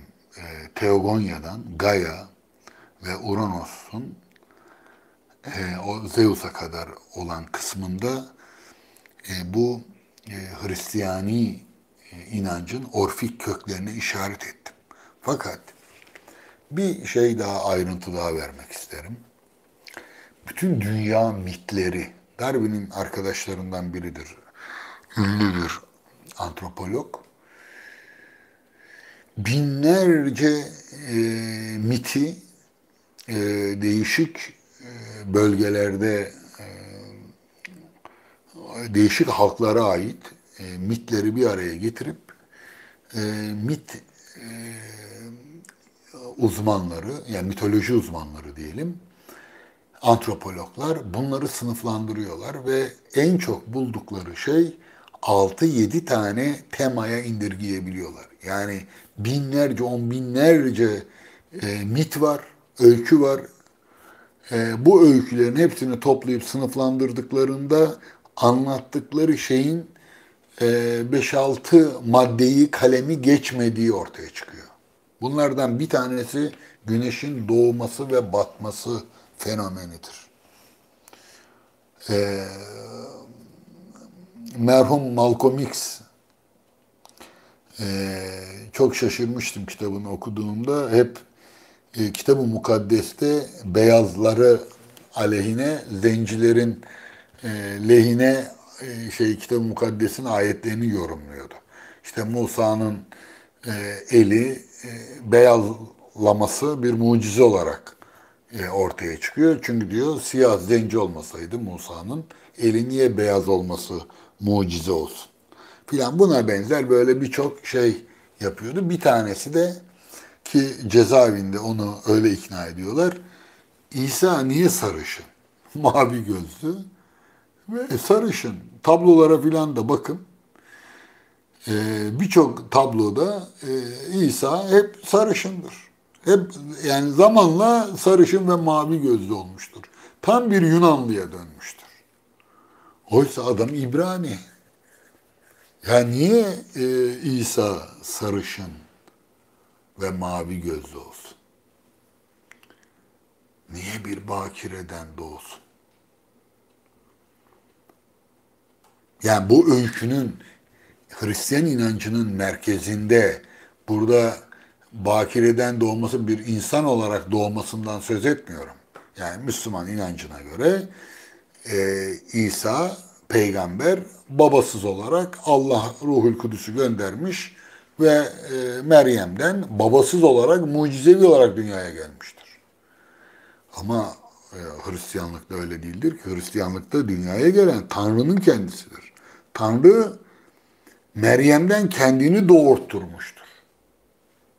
Yoksa kullarından birini filan değil.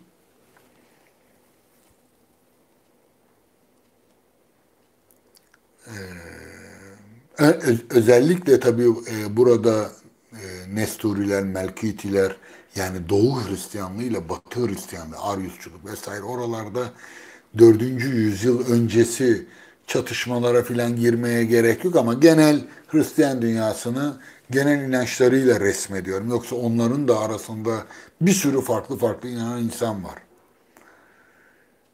Ve İsa ölmemiştir, geri göğe çekilmiştir ve geri gelecektir. Üstelik Müslümanlara göre de. Hatta ihtilaf da çıkmıştır. Ya nasıl olacak? Mehdi de geliyor. Bak Hazreti Peygamber gelmiyor. Mehdi geliyor, İsa geliyor. Ama son peygamber hiç devrede yok. Ne yapıyorlar? İşte Hazreti İsa'nın arkasında namaz kılacak filan falan bir sürü detaylar var orada. Şam'dan geliyor. O da çok önemli. Şam. Şimdi ve İsa Müslüman inancına da göredir. Çarmıha gerilmemiş. Yani öldürülmemiştir. Diri olarak İdris Aleyhisselam gibi göğe alınmıştır. Ve geri dönecektir. Niçin? Yani burada akılda kalması gereken şeylerden bir tanesi bir bakireden doğması. Babasız doğması değil. Bakireden doğması. İki sarışın ve sarı saçlı mavi gözlü olması. 3 tekrar dirilecek olması. Hiç tereddütsüz bunun işte evrensel mitolojideki 5-6 temadan biri güneşin doğup batmasıyla alakalı olduğunu ve binlerce kıssanın sadece bu kozmik olgunun bir edebi çeşitlemesi olduğuna dair bir yorum var. Nedir o? Güneş daima her sabah bir bakireden doğar gibi doğar. Göğe çıkar ve sonra batar. O yüzden mesela bütün kız kaçırma olayları, işte prensesi kaçırır, kahraman bütün masallarda prensesin peşinden dalar ve haydutlu ormana girer.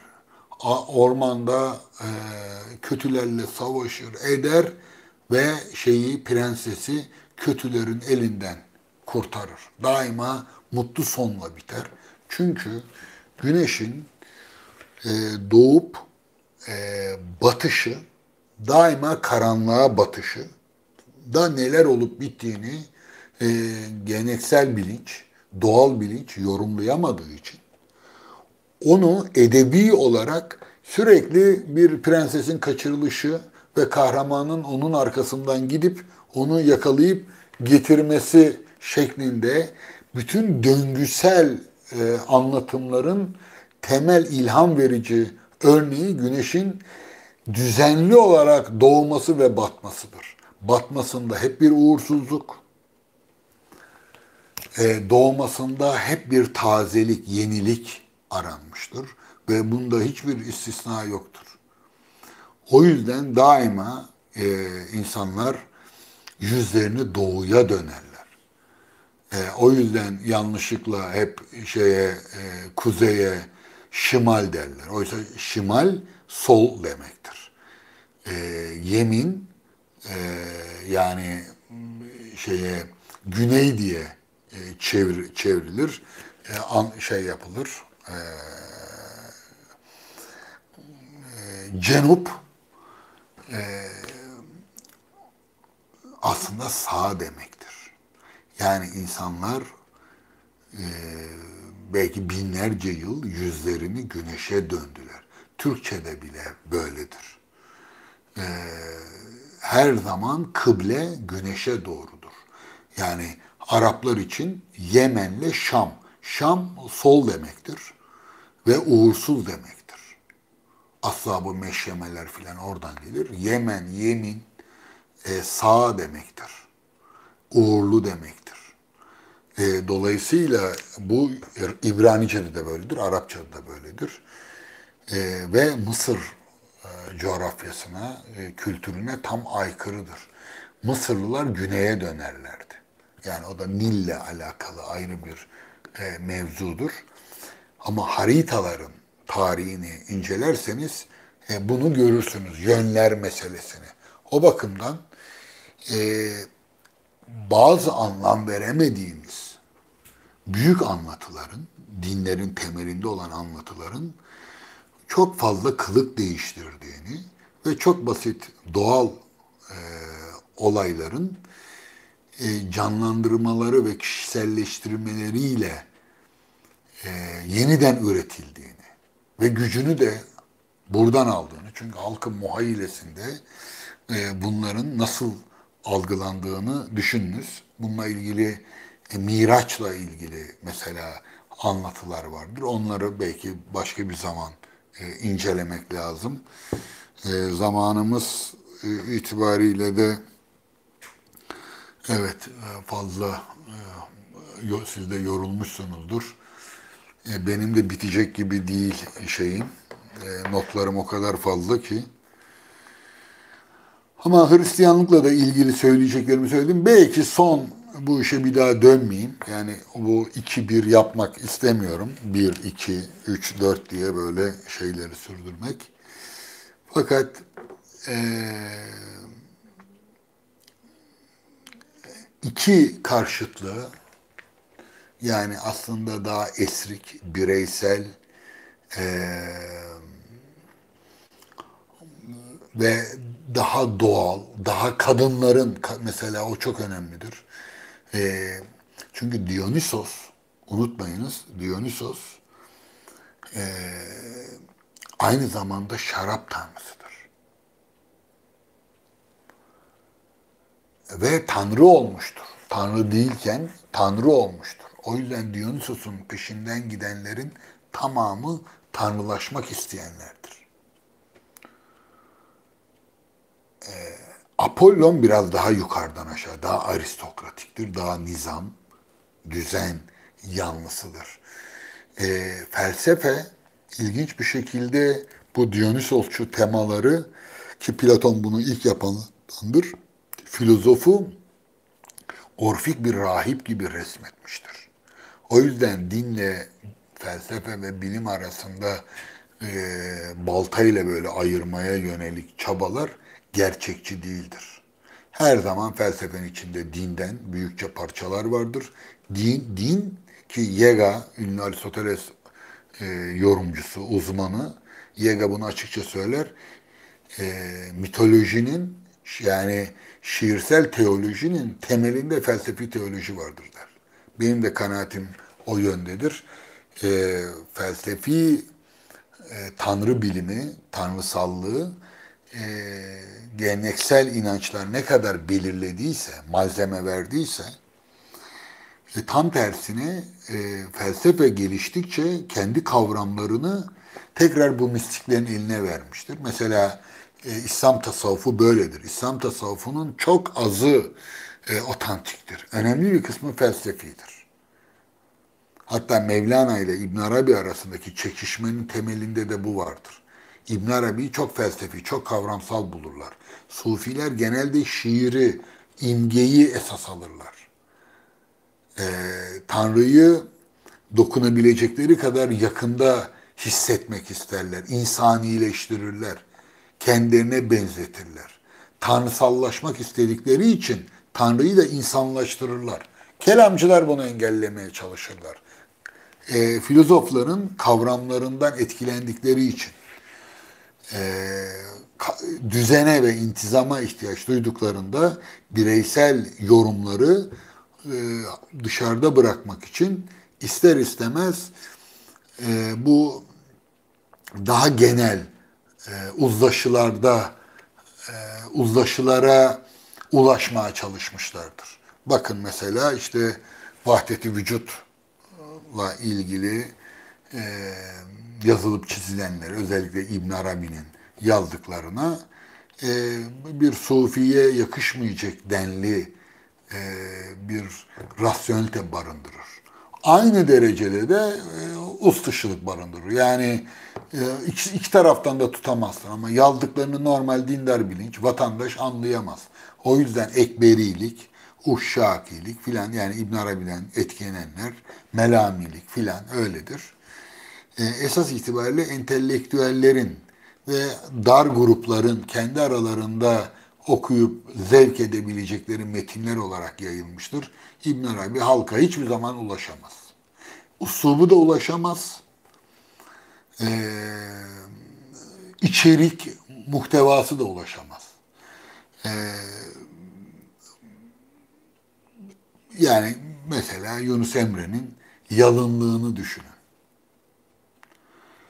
O bakımdan şiirin dili her zaman daha canlı, daha duygusal, arzu ve öfke yetilerine dayanan, çelişki tanımayan,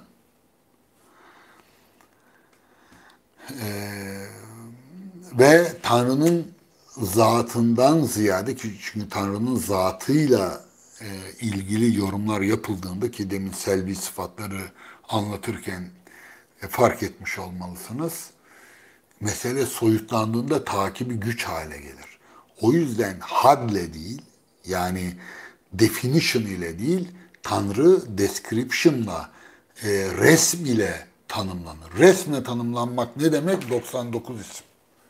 Hegel'in en çok şikayet ettiği şeydir bu. İslam Müslümanların niye 99 isim bu kadar bol sıfata dayandıkları meselesi. Yani Hristiyanlar 3 taneyle götürüyorlar işi. Niye Müslümanlar sonsuz anlamında 99 sıfat, 99 isimden söz ediyorlar? Şimdi 99 isim ne anlama gelir? Bir tane Tanrı var ama 99 ismi var. Ki oradaki 99 biliyorsunuz çokluktan kinayedir. Bazı saftirikler 99 tane şey yaparlar. Oysa Araplar da işte 72 fırkaya ayrılır, 73 fırkaya. O 72, 73 gerçekten 72, 73 değildir. O yüzden hepsi komiktir o kitapların. 73 fırkaya sığdırmaya çalışanlar kendilerini komik duruma düşürmeden bunu becerememişlerdir. Çünkü o çokluktan kinayedir. Yani çok parçalanacaklar demektir. 99 isim de böyledir. Tam 99 tane ismi var demek değildir o. Sonsuz esması sonsuzdur demektir. Niye? İşte bak, kesret, sıfatlar, çünkü resim, yani mantıksal anlamda resmi kastediyorum. Hatta hassa bile değil, arazı am, akla gelmedik birçok sıfat. Çünkü şiirsel teolojinin gereğidir bu. Dionysos'un. Dionysos, diğer adı nedir Dionysos'un? Baküs'tür. Şarap tanrısı. O yüzden sufilerde bade, mest, serhoş olmak vesaire sürekli ustan uzak durmak. Dikkat edin, bana diyorlar ki ya işte ben us dedikçe millet usu kutsallaştırıyor diyorlar. Tabii usla ne dediğimi anladıklarını sanmıyorum. Yani bakıyorum şeylerine, yazıp çizmelerine. Kimin aklı? Senin aklın mı? Filan diyorlar. Hiç akılla irtibat kurmamış görünüyorlar. Genç çocuklar normal büyürlerse, okurlarsa bir gün Tanrı nasip eder, görmeyi başarırlar diye umuyorum. Ama aklı kutsallaştırmak ne demek?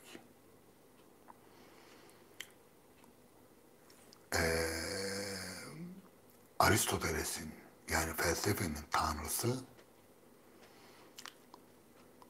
Tanrı'yı neyle tanımladı? Akılla.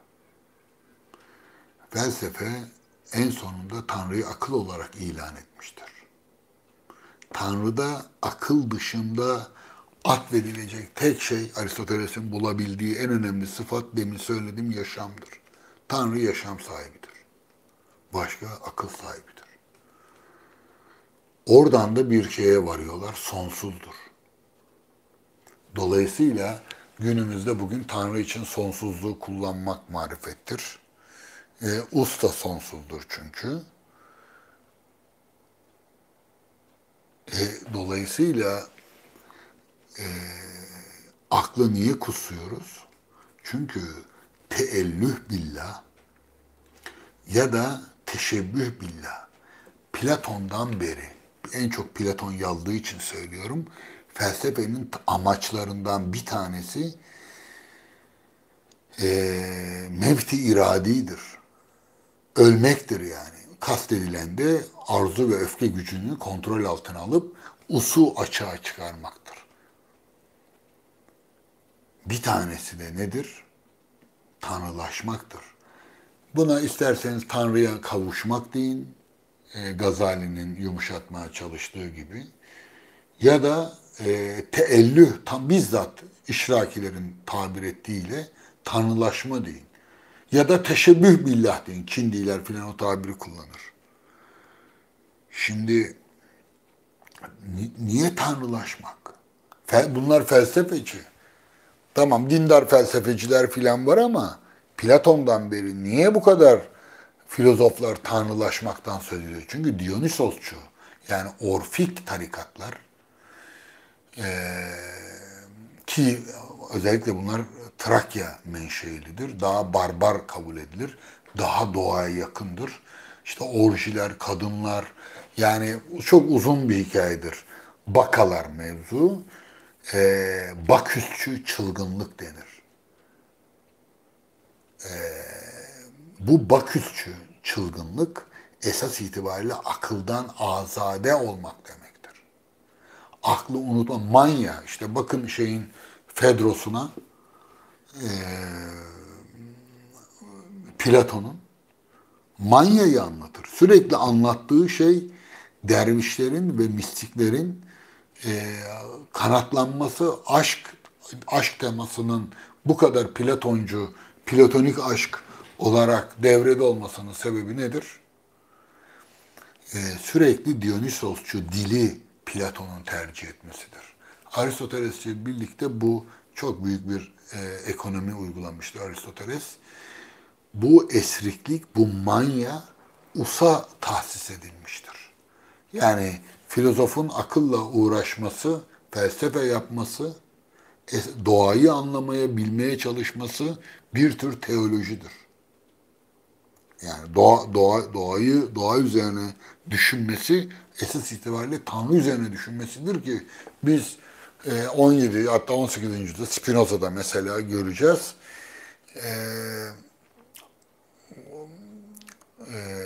Deus sive natura diyecek. Tanrı veya doğa. Aynı şeydir. Dolayısıyla Tanrı veya doğa bir tek töz vardır Spinoza'da. Şimdi o bakımdan aklı kutsamak, felsefenin aklı kutsaması Tanrı'yı akıl saymasındandır. Tanrılaşma metaforu mistiklerde, Yunan mistiklerindeki Orfik inanışlarda, tarikatlarda filan kullanılan tanrılaşma metaforu ussallaşmaya çevrilmiştir. Dolayısıyla buradaki gerilim tamamen bir us karşıtı, esrime, vecd-i istirahat, sürekli mest, sarhoş olma hali, öteki yanda da sürekli USA atıf yapıp bu bireysel, denetlenemez, devletin de işine gelmez bireyselliklerin önüne geçmektir. Bugün mesela felsefede baksanız Edmund Husserl mesela Apolloncudur. Hiç tereddütsüz. Ya da Hegel, Kant. Hatta bütün şeyine rağmen, e, şovuna rağmen Schopenhauer bile. Ama Nietzsche Dionysosçudur. Esriktir yani. Peki Heidegger? Esriktir. Pozitivizmlerinde bile bu Dionysosçu dil vardır. O bakımdan felsefe us dediğinde birdenbire o Platoncu vurguların arkasında Orfik rahiplerin, mistiklerin tapınmaları, şiirleri, şarkıları, orjileri, ormanlardaki festivalleri, o Baküsçü çılgınlık kendini gösterir. Bazen de ıslah edilmiş haliyle o bilime yaslanmaya başlar ve bunlardan uzaklaşır. Felsefe dolayısıyla dinle bilimin arasında sürekli bu dengeyi kurmaya çalışırken bazen bu Dionysosçu daha dindar bilince doğru geriler, yani şiirsel teolojiye, ki 20. yüzyılda Heidegger'ler bu şiirsel teolojiyi temsil ediyorlardı ve Nietzsche'den güç alıyorlardı. Ve bazen de işte Descartes'lerde olduğu gibi, Kant, Hegel, Husserl'de, Marx'ta olduğu gibi daha Apolloncu bir tarafa doğru, daha bilinci, daha ussal tarafa doğru meylediyorlardı. Evet, bu hamur çok su kaldırır.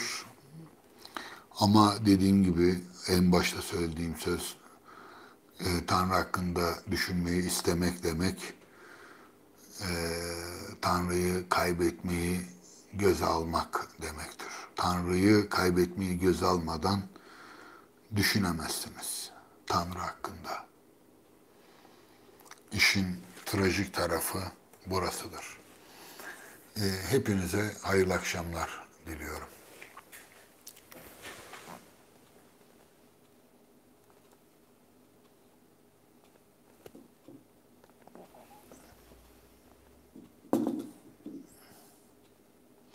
Kapatamıyoruz bunu.